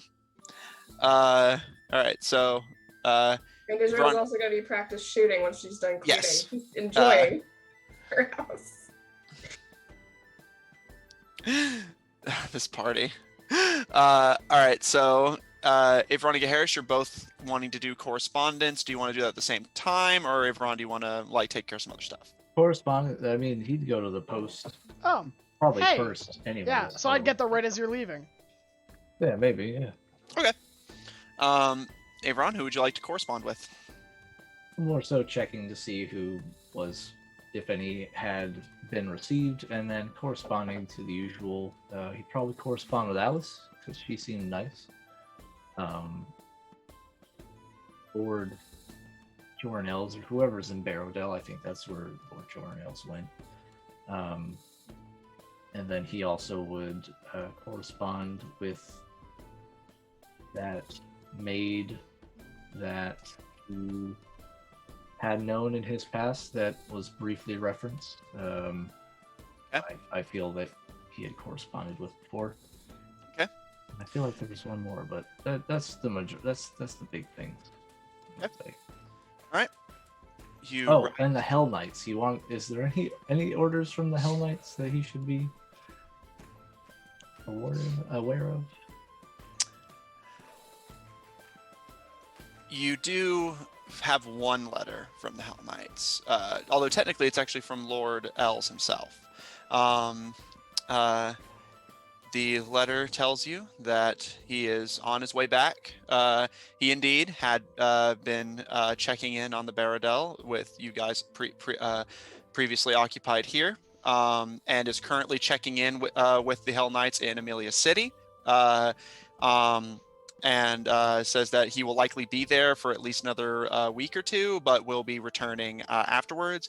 Although he is interested in you and Gaharis visiting the Hell Knights in Amelia City, although it is not an order, more of a suggestion, as according to Lord Els, a lot of your old friends in the Hell Knights are currently stationed there. You correspond with Alice, the maid at the Baradel, and for the cost of all these letters, I'll say 8 silver. And Garrish, you said you'd be arriving as Ivron was leaving? Yeah. All right. So, Ivron, as you send off the last of your letters and pocket the one from Euron, you head out the door and see Garrus is approaching the post office as well. Oh, brother. Fancy meeting you here. Here, a letter from Master Els here. Thank you. And I will read it quickly, hand it back. Yeah. Do you think that we should go after the... Well, the swamp comes first. Indeed. San Amelia it City? does. I believe that might be a good place to start. He says that most of our acquaintances are there. So that is interesting. I wonder why they are all gathered there. Why? But do you think that we should go there, or maybe directly back home to start our investigation? We know it was an inside job, after all. I do not know. I am not the best at planning. I usually leave that up to you, as yesterday, displayed. Very well, dear brother. I will contemplate on this matter. Do you need money for the post? No. I have plenty of money. Very well. I will be touring the city. If you want, you can probably find me up at the GSA headquarters. I shall be there shortly as soon as I buy a hat. He would chuckle and walk off. And then I'm going to send 1, 2, 3, 4, 5, 6, 7 letters. 1 to Skiala, the merfolk, general of the Bluefield Alliance. 1 to Sorrow, 1 to Brooke, 1 to Hamlet, 1 to Nero, 1 to Vine, and 1 to Graves. All right, and what would you like to say to the generals? I am investigating a murder. Well, firstly, to blank, I hope this letter finds you well. I hope that all things are going well for the Bluefield Alliance, that you are inroads to making peace and finding out the cause of the, what was it called, the glassoning or something? They hadn't given it a name, but just just annihilation of the northern and southern swamps. The annihilation of the swamps. I am investigating a murder of my father. Any information you could provide is more than appreciated. I know that your eyes can reach where mine cannot. I look forward to seeing you all again on equal grounds. We will be looking into the swamp's source as soon as possible. And I will send them the details of Griez's swamp and say, if you wish to lend any aid, we are fairly certain the children of Redside are behind this. And I'll give, like, the map coordinates or whatever, or the name of the town. Yeah, okay. All right. to send a letter to each of them.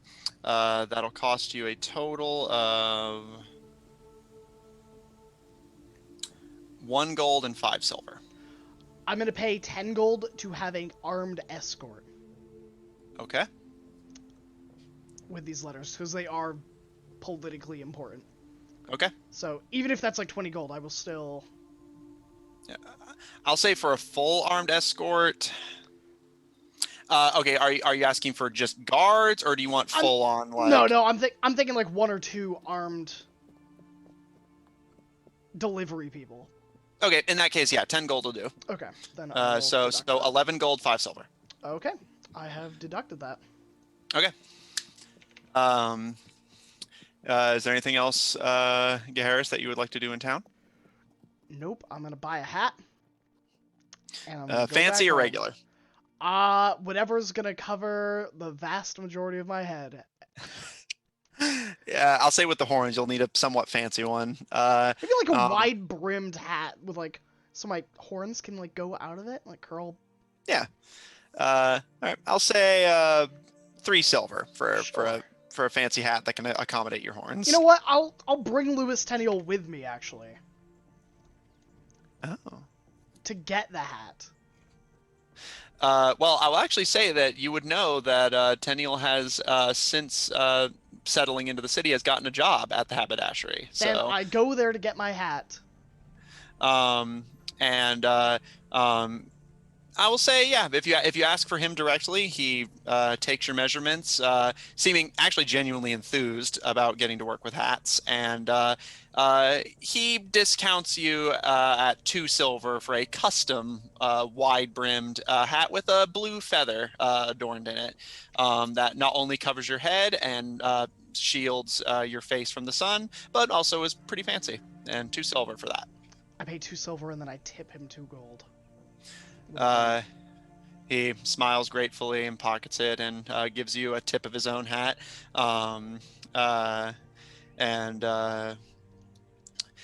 Give my regards to the others. Yes.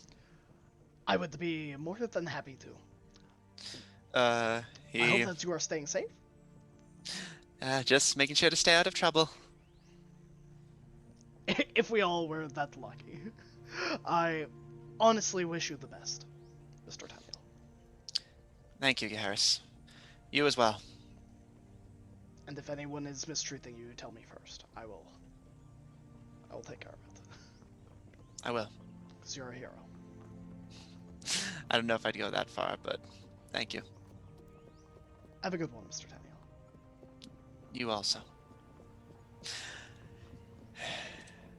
Ivron, what would you like to do during your day on the town?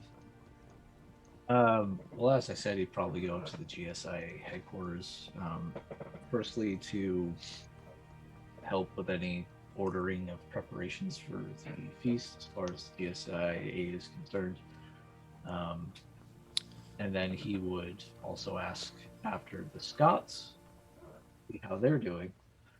And then he would take a special interest in seeking out Melvin. Okay. The preparations we don't need to cover super directly. You sit with Mistra for a few hours to help go over any preparations that need to be made for the festival.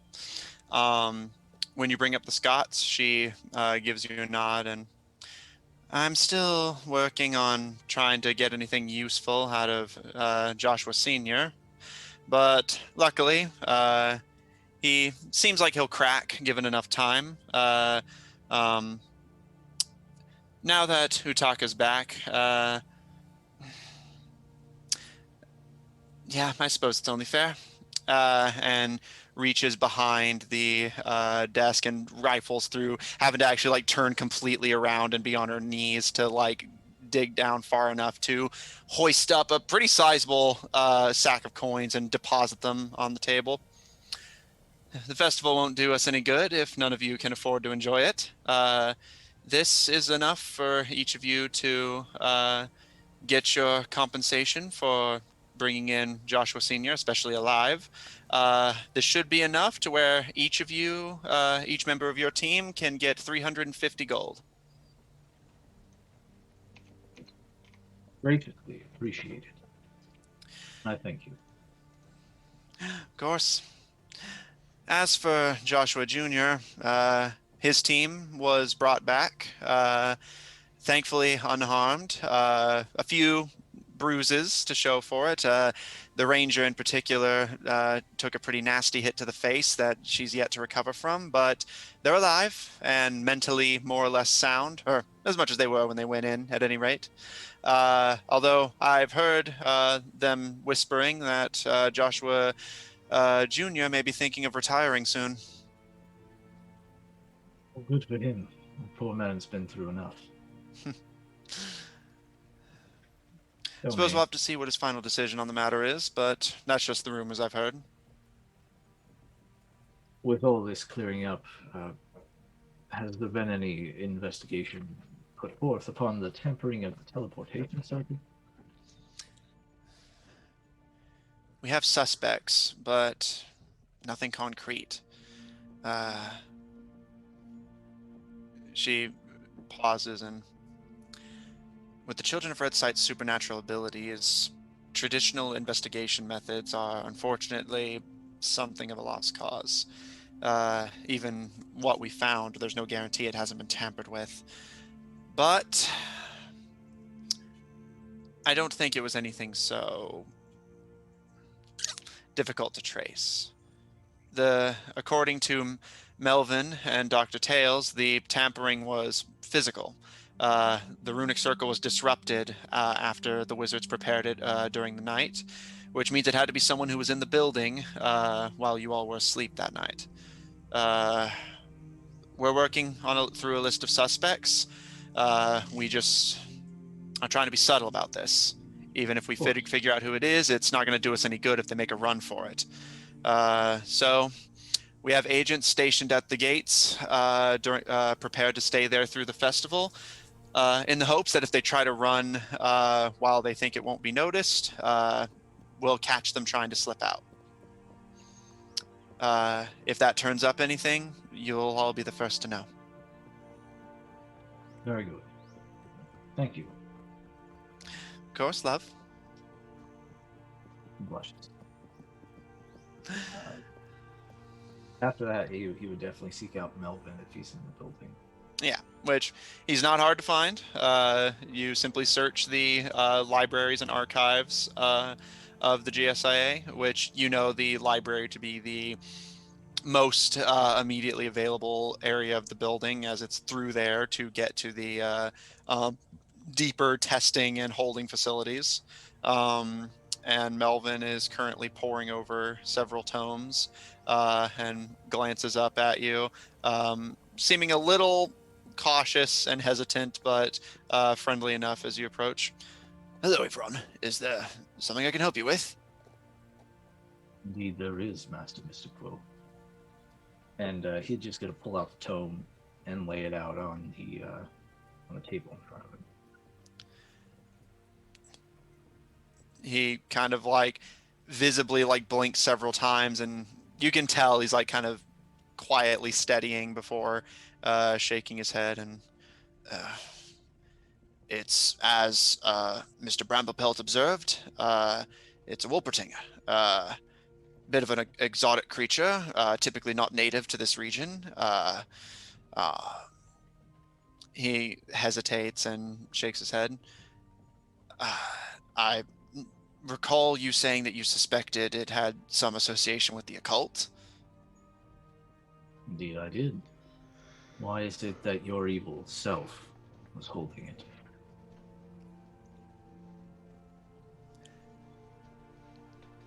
Make me a persuasion or an intimidation check, your choice.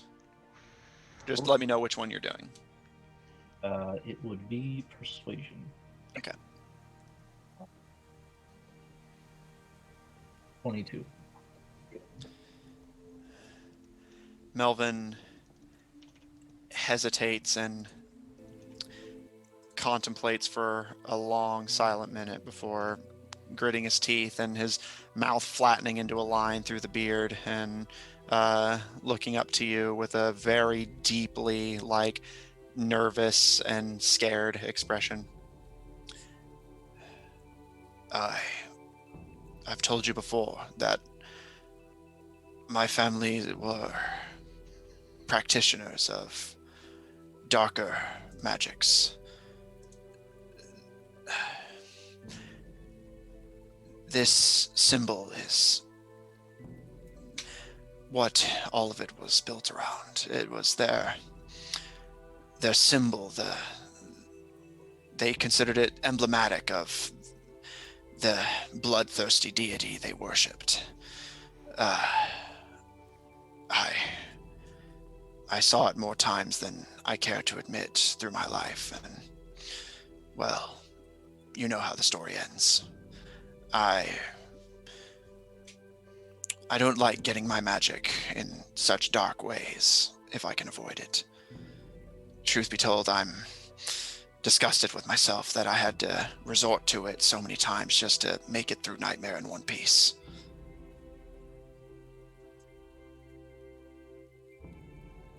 In Celestial, he's going to reply, who does the symbol belong to? Graham, I believe you have. I believe Melvin can speak Celestial, but can you confirm that for me? He said that he could. He was the only one, I think, at the party. Right. Yes. that Okay. understands. That's what I thought. I just wanted to be sure.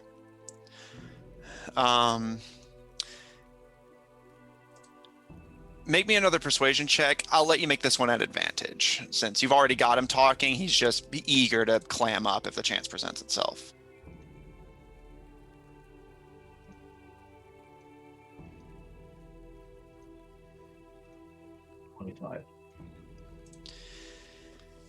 He stares at the symbol for a long moment before finally speaking very slowly in Celestial.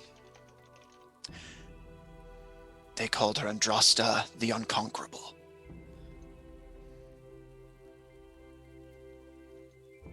That name mean anything to Ivron? Make me a religion check at disadvantage.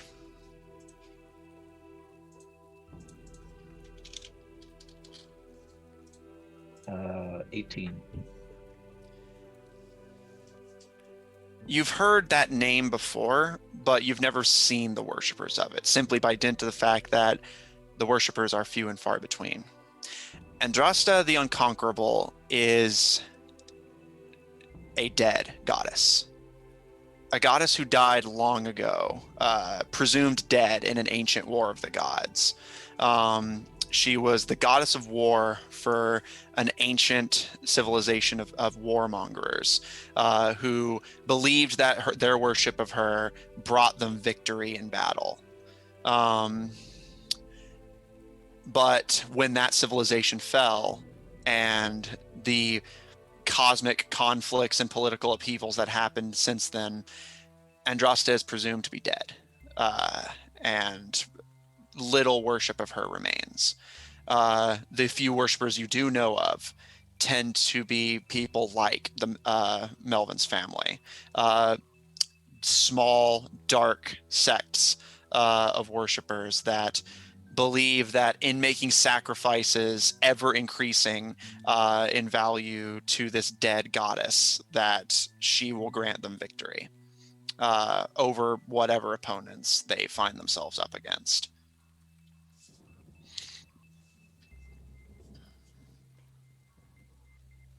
I appreciate your time, Master Mr. Quill. I understand this is a difficult thing to talk about, but know that I will hold all this information in confidence, as I hope you will as well.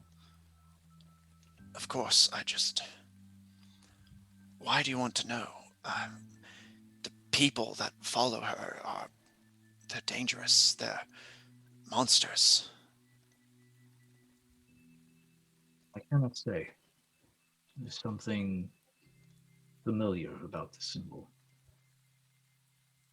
I fear that maybe it has something to do with my lineage. But nevertheless, this does continue to pop up, I think we have more than just the children of Red Sight to worry about. You see Melvin is pale and looks like he's about to be sick as he just stares at you, and his expression is difficult to read. It seems like a mixture of disgust and fear and almost a slight flicker of betrayal as he processes what you're telling him. But he gives a slow nod and steadies himself with a swallow before giving a nod. Of course. We'll have to be careful. I'm going to stay here in Veilbright for a while and provide you all with support from afar. But Ivron will place his hand on Melvin's shoulder and, in a very reassuring and kindly voice, say, "Worry not. Your friends are here to help you." And he will cast heroism on him. And as he's leaving, he'll just state, "And remember, you know where we live. If ever you need to talk, my room is right across from yours." thank you. And then he'll go back out to the office. Melvin mutters a thanks, and do you take the tome with you? Yes, Ivron will take the tome back. Okay. Is there anything else you would like to do today? If he meets up with Gaheris, I think from then on he just looked for Yao. Okay. He hasn't found him yet, though.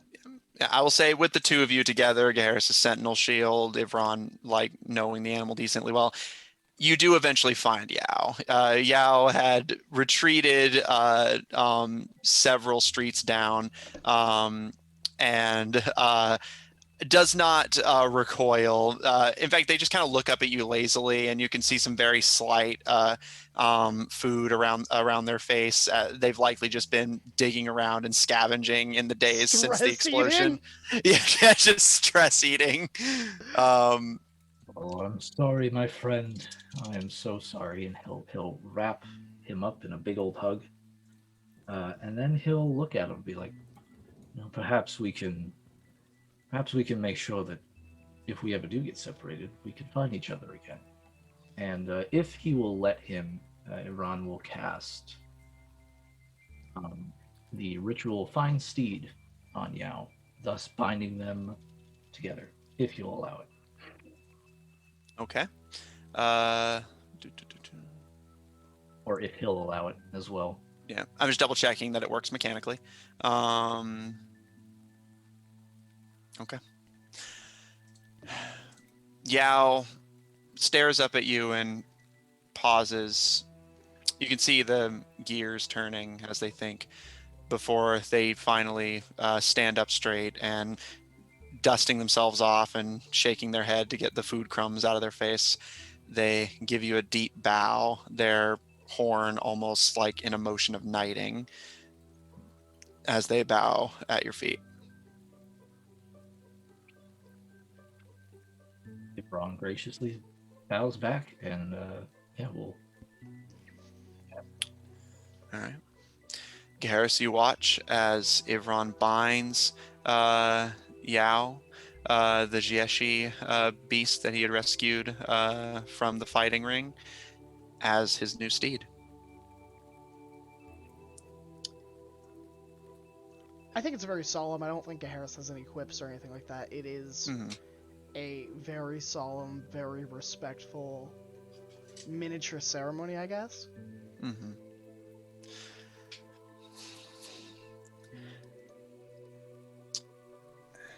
Would you like to go home now? He'll look to Yao, and then also look to Gaheris, and like, do you have anything else in the city, brother? No, I believe that a nap might be in order. A nap before the festival.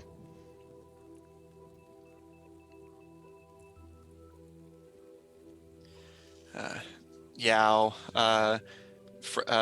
bumps to your side, Ivron, and slowly but respectfully and actually matching your pace perfectly, walks alongside you as you all, with mounts in tow, begin working your way home.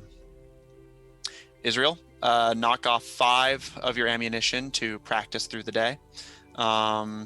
As you get comfortable with the scope, the firing mechanisms. Griaz and Utaka, your acquisition of a bathtub starts to get brought home for Utaka's fish. Is there anything you all would like to do once you're together at the house? Once we, because I think Griaz and Utaka have some hours together while everyone else is... Yeah, everyone's Okay. got their own stuff going on, so. So once we kind of awkwardly drag a bathtub up the stairs. It's difficult, but you're both pretty strong, so. Speak for him. I'm not as strong. But You'll find that Israel is also like not in the house, but also not outside because she's probably gone out at some point to get food for dinner, like a quick like run to go get groceries and come back. Okay. But I think once they kind of get that positioned in Griaz's room, and Utaka can just fill it with create water. So yeah. That said and done, I think it kind of just catching his breath, he'll kind of plop down on whatever bed is available to sit on. And kind of, I don't know, look like, I don't know, glance from Griaz to the door and kind of like let out like a long breath, like, What's up, bud? I don't know.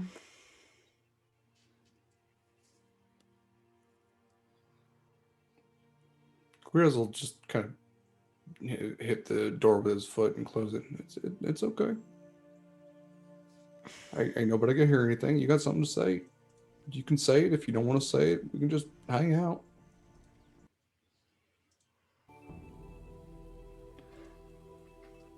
I guess I got a question.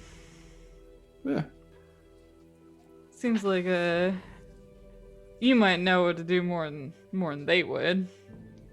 You ever like steal a bunch of shit from someone and then like want to apologize? You ever had to do that? Like a lot of stuff. Horse crimes. Yeah, Utaka. Yeah, that is absolutely something I have experience with. So what do you like say? Well, it depends on what you stole, how sorry you are, and who you stole it from. But I can tell you what. So I was thinking, like, theoretically, like, stick with me here. Sure. Going kind of like, so I thought I should maybe, like, apologize or something for stealing all your stuff off and pawning half of it in case you want to murder me. Please don't. How does that sound? Okay. If I could, are you open to notes? Yeah. All right. Maybe a tad more sincerity. You, instead of the or somethings or whatever's, all right. Tell you what, it doesn't hurt to just start with the plain old, I'm sorry. This is why, and this is what I'm gonna do to make it better. So let's say that's the final step theoretically, is restitution. what's restituting? Oh, well, that's when you had too many beans. No, I'm just kidding. No, you took something from somebody. You took something away from them. And it's not just that you need to give that thing back, but the absence of that thing caused more pain than just the loss of it. So you got to find something to make up for it. It's like interest. You know, when you take a loan from a loan shark or whatever else, and it's not just you get that 5 gold, but they charge you interest. You got interest on the pain you caused to that person. Tell them I owe them a favor? Well, again, that depends on who you stole from. Some folk you don't want to owe favors to, but I mean, yeah, probably a bad idea. I mean, a favor, just offer something to make it better. Sometimes folk just want an apology. Sometimes they just want their stuff back. Sometimes that's enough. Sometimes, depending on the folk. Like, theoretically, there's a actual literal ocean between me and them, so maybe it's harder to hand them their stuff back. Well, you could always wait, or you could mail it with a nice card. They're scary as shit. Okay. All right, we're digging deeper here. I'm feeling like this is less of a hypothetical, but hypothetically, yeah. Is this individual somebody that you want to give your stuff back to because you're sorry or because you're scared? Yeah. Yes to both. Yeah. All right. Is this somebody who, if you gave them their stuff back, they would? Is this person gonna hurt you, Taka? I don't know.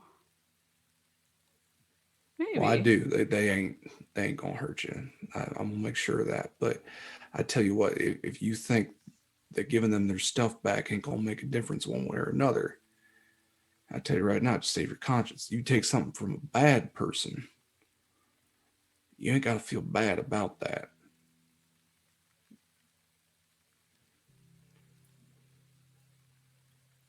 I thought I'm supposed to feel bad when I take stuff, though. So if I don't feel bad, does that make me a bad person? Does that make it, like, okay when other people take my stuff? You're getting into some complicated stuff right now. Oh, fuck. All right, think about it this way. We come across, God's willing, we don't, but we come across Ringo. Yeah, kind of scared of them too. Yeah, well, that's fair. But say we come across Ringo again. Okay. Ringo's being his shitty self. Yeah, fuck him. Right. And he's got this shiny new guitar he's using to make people do stuff they don't want to do. Mm-hmm. You take that said guitar. I don't just kill him again? I mean, eventually. Well, that's taking somebody's life, and that's another form of restitution. That's another. I mean, it's not necessarily thief; that's murdery. But it's okay. Fine. That's another thing. But say you take something from Ringo. Do you really feel bad? Is that somebody you want to think better of you, or is that somebody you just go, "Hey, man, fuck you"? I mean, Taka, you're old enough. You got to know your own morals, man. And they can be yours. You don't have to base them off anybody else. But you know deep inside what's right and what's wrong. If you're doing something just because you're scared of somebody, if that person's scary because they're bad, you got to look out for yourself. It's complicated. Like, it always is, though. Yeah, she's bad and she's kind of a bitch, but she's single. No, I'm kidding. I'm kidding. Yeah, just trying to lighten the mood. Ew. Yep. Yeah, I have honestly no idea who you're referencing, so that might have put me in a very uncomfortable position right now. So I'm just going to pretend like I didn't say that. She's kind of old. I mean, which is fine. I just don't want to think about that. Okay. That's fine. Please don't. Okay. I don't know. We're talking. Okay. This individual's big, mean, scary. Theoretically. There's an ocean, hypothetically, yes. Mm-hmm. And there's an ocean between, hypothetically, an ocean between you and her, hypothetically. What did you Okay, take? so speaking of hypothetically? complications, speaking of hypothetically? complications, what if like she's a cleric of a goddess of the ocean? So maybe the ocean really isn't that much of a deterrent. I don't know. Hypothetically, the same goddess of the ocean that you happen to subscribe to? I mean, theoretically. Mm-hmm. If we're putting this into theory, yeah. Yeah. Yeah. Okay. And hypothetically, what did you take?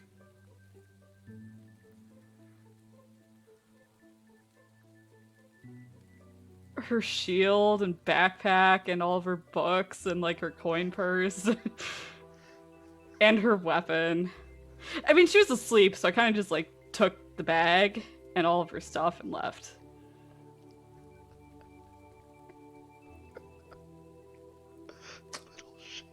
Okay. She's probably mad. I would imagine so. Yeah. Okay. Well, there's several theories. Like theoretically mad. Theoretically, she is mad about the theoretical theft that you theoretically committed. I mean, there's a number of theories of justice. Restorative justice, of course, says that you restore the thing that Yeah, was I don't taken. like jails. Oh, okay. No, that's punitive justice, and that's Oh. you just being punished for what you did, and I ain't gonna let that happen either. Nice. There's restorative or restitutive justice, which is what you took and then some.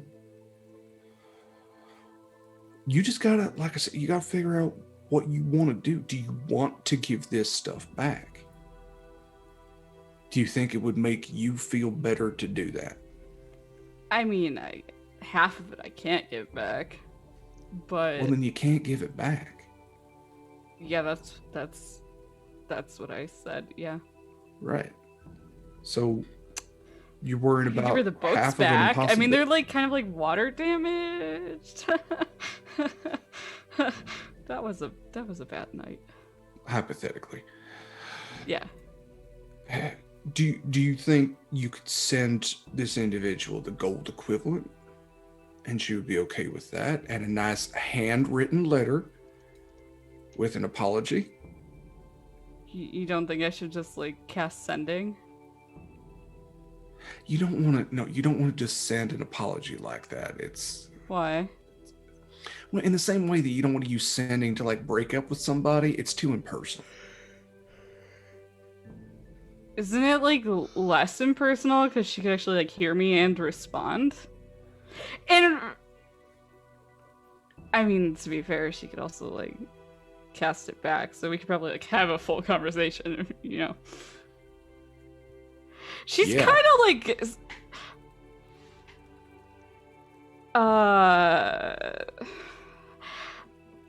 like more powerful than me. Oh, I'm picking up on that. Yeah, okay. Yeah, through the nervous laughter, absolutely, yes. Yeah. Mm-hmm. Okay. How about that? Utaka, why did you steal this stuff? That's complicated. Yeah. Well, because I wanted something and she kept telling me no. And I didn't Okay. like that. Yeah. And now you feel bad about that. I mean, not really. Okay.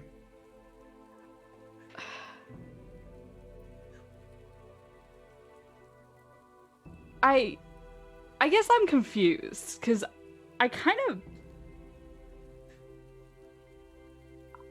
I don't know. It's stupid. It's not stupid. No, listen. You're all grown up. We all have to go through these moments in life where we think about what's right and what's wrong. And recognizing those things is crucial to who we are. And Utaka, I know you're a good individual. I've seen you do good things. And actions speak louder than words. And yeah, we all messed up. Fuck. Gods know I messed up in my life, but I'm trying to make that better now. So I tell you what, you have a good sense. If you trust your gut, I know you know what's right and wrong.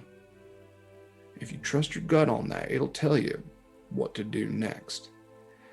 I'm happy to give you advice, and I can tell you, if you can't give the stuff back, if you don't want to give the stuff back, if you don't even feel bad about it, then you probably shouldn't. Because you got a good head on your shoulders and you got a good heart in your chest.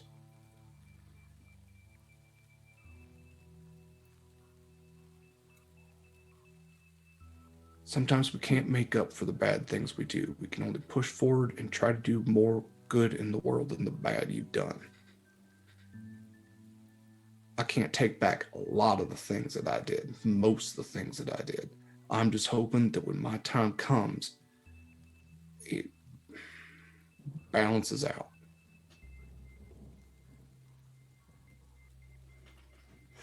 So I trust you. You guys are got on this. some different shit. It's life, man. Breathe it in. Yeah. Might as well enjoy it while you got it. Yeah, that's fair. I guess she could kill me. Oh, always an option. Probably not. I mean, you said she had sending. If she wanted to scream and yell at you, she would have done so right by now, right?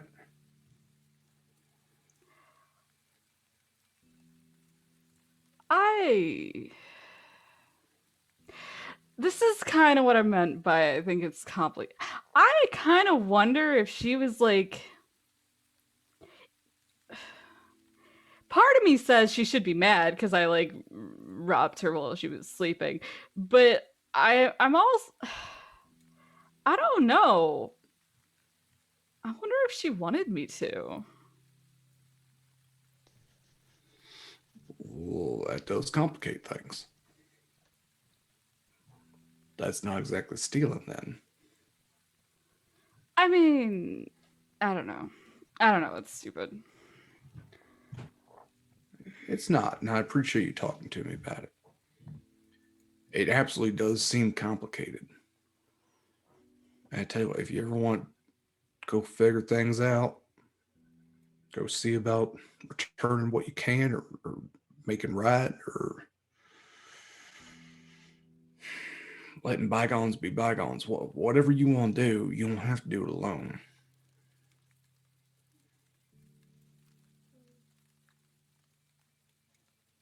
Okay. Thanks. Yeah, man. Anytime. And thanks for like carrying the entire tub up the stairs, because Yeah, it's fine. yeah. Mhm. Can you like, if they ask, can you tell them that I helped and I was like, you know, like pushing it up and shit. Oh, yeah, you did it all on your own, man. Strong as hell. I don't think they would believe that. Who gives a shit? Yeah, okay. Yeah, what's your fish's name, by the way? I want to be able to talk to my roommate. Fuck, I usually get Israel to name them. What color is this fish? If I recall correctly, you just got like a goldfish, so just like a little, little orangish yellow, little orangish yellow goldfish.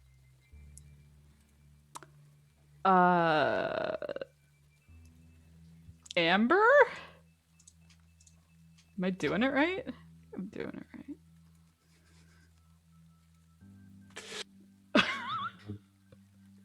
Like a girl born in the 90s. Yep. All right, Amber. You keep on swimming. At least it's not Blair. And Utaka, as you and the denizens of the home prepare to sleep, Griaz contemplating their new roommate, Utaka contemplating the conversation, Israel, a little bit more trained with your rifle. Ivron, fresh from a hard day at work. And Gaharis, as you're settling in for rest, you feel a slight itch on your head and your hair has returned. I've got a dope hat. Indeed you do. The hat was what brought it back. You all settle in, freshly behaired. It is the last day before the Winter Festival begins. And Veilbright eagerly prepares, fresh from a wave of fireworks and horse crimes. God, we should have named the series Oats and Felonies. The city of Veilbright sleeps as you all hunker down for the night, ready to actually enjoy yourselves for a change. One last note before we end off, Ivron, would you have distributed the payment for arresting Joshua Senior to the party? Oh yeah, and I think Right. out of Ivron's personal part, he would give an extra 100 to Taka for saving Scott Senior's life. Okay, so each of you, Ivron included, get 350 gold, and Utaka, you get an extra 100. So if you haven't noted that down already, note that down now. 350 each, 450 for Utaka. With your paycheck for defeating Joshua Senior fresh up, Gaharis no longer bald, but with a new fancy hat. That is where we're going to end tonight's session. All right. Wow. Who wants to do the call outs first? I'll go last. Because I'm lazy. Hey everybody, I'm Kari. You can find me here. Almost always here. No one else has got me going anywhere else, so here I'll stay. Exclusive.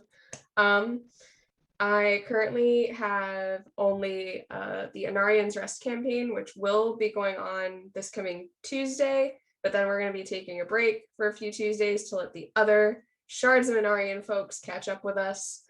So catch me next Tuesday, but then I'm going to be gone for a while on Tuesday, so catch me then.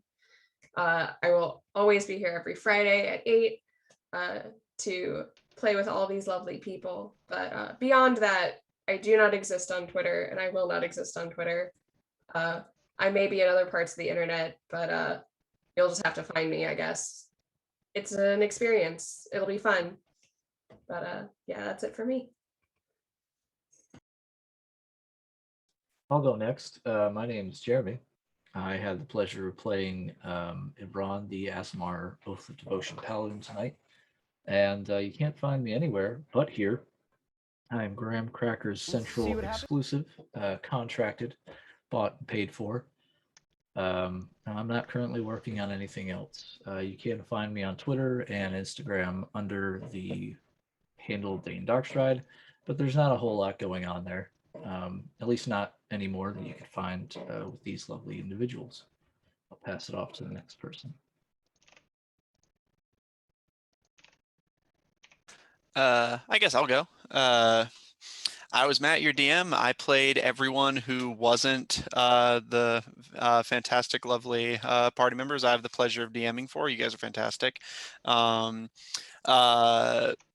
If you enjoyed my DMing tonight and want to see similar shenanigans elsewhere, check out my Tuesday streamed game of Black Ink and Blue Blood on the Odd Tornado Productions Twitch and YouTube channels every Tuesday, featuring a party of lords and nobles journeying across the region, specifically the region of Gaharis and Ivron's homeland, where they have just teamed up for the time being with a young girl who claims to be Ivron's daughter.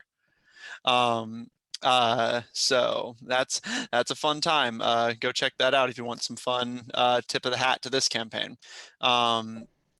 If you want to see more of my general writing whenever I don't have to corral players, check out my webcomic Undercommon, also taking place in the same campaign setting on Webtoon and Tapas, featuring the first goblin to ever become an adventurer.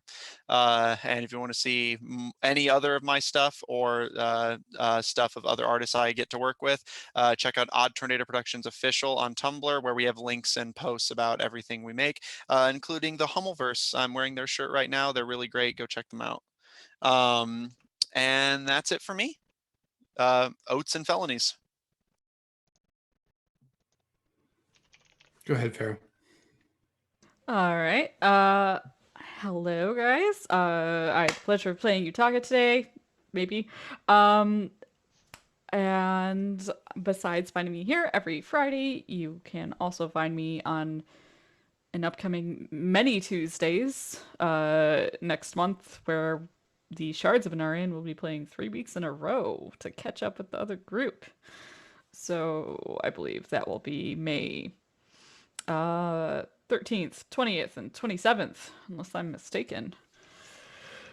Or no, I am mistaken. That's not how time works. 11th, 18th, and 25th. Those are the days in May. You're my hero. No problem. I should have known how to do that, considering all I had to do was add 7 to my birthday. So, which is next week. Crazy. So besides that, you can find me on Twitter. I believe we will be linking Twitter handles in chat. And I look forward to seeing you all next week. And I guess that leaves me. Hi, everybody. I'm Derek Sword. If you want to find me on my projects, best place is Twitter at dsword16. I am also part of Shards of Anarian with the lovely Pharaoh. So, yes, the dates that Pharaoh said, which I believe was 11th, 18th, and 25th, something like that. Yeah. And happy birthday to Pharaoh. So, yes, I'll play a Knoll named Verban, Knoll Ranger, and that game. Also, tomorrow evening, I am back on Eva Sariad's channel. We took a little break. We are coming back for Horizon's Call, an oceanic campaign set in the homebrew world of Damaris that I DM. It's a lot of fun, so check that out. We will actually be having a new cast member joining tomorrow, surprise cast member, which I'm very excited about. And if you can't tell that I love monsters very, very much, the best evidence is the fact that I am the co-host of the podcast Monster Crush. So if you enjoy cryptids and think that all monsters deserve a good smooch, check that wherever podcasts are found. And I think that's it for now. Yeah, yes, it is. Okay. Thank you, everybody. I had a great time. Hey everybody, it's me, Graham, or Graham Crackers with a Z. You can find me on Twitter at Graham Crackers with a Z1, or you can find me here every Tuesday where I am DMing either Shards of Anarian at 8 p.m. Eastern Standard, or I am DMing Anarian's Rest at 7:30 p.m. Eastern Standard, or on Fridays where I play the lovely Harrison Erthos, the Tiefling Paladin Oath of Conquest. Outside of that, every other Saturday, not this one, but next Saturday at 8:30 p.m. Eastern Standard, I will be on Polished Cryptids channel in our nautical campaign where I play Mavrin Minathos, a tiefling sorcerer warlock who, may be cursed like 3 times. Regular pirate stuff. Outside of that, every Thursday of the upcoming month, I will be on Dimples and Dice, where I will be playing in the Bloodlight campaign, which is a 4-session campaign where I am going to be playing my first ever Ranger. I know. I said, Graham, you can't just keep shitting on Rangers and not play them. So I will be playing a Drake Warden, which seem kind of nifty. Outside of that, you can find me on a few other projects which haven't been announced, that will be starting in a few months. Maybe in Star Wars. Maybe in space. Maybe in a myriad of campaigns. But if you or anyone you know is looking for more stuff, you should get all these exclusive Graham Crackers perks and message me so you can be here. But until next week, I hope you stay happy, healthy, and safe, and we will catch you later. Have a wonderful night and a delightful weekend. Bye. Bye-bye. We're not going to raid because I'm lazy. Sorry, not sorry.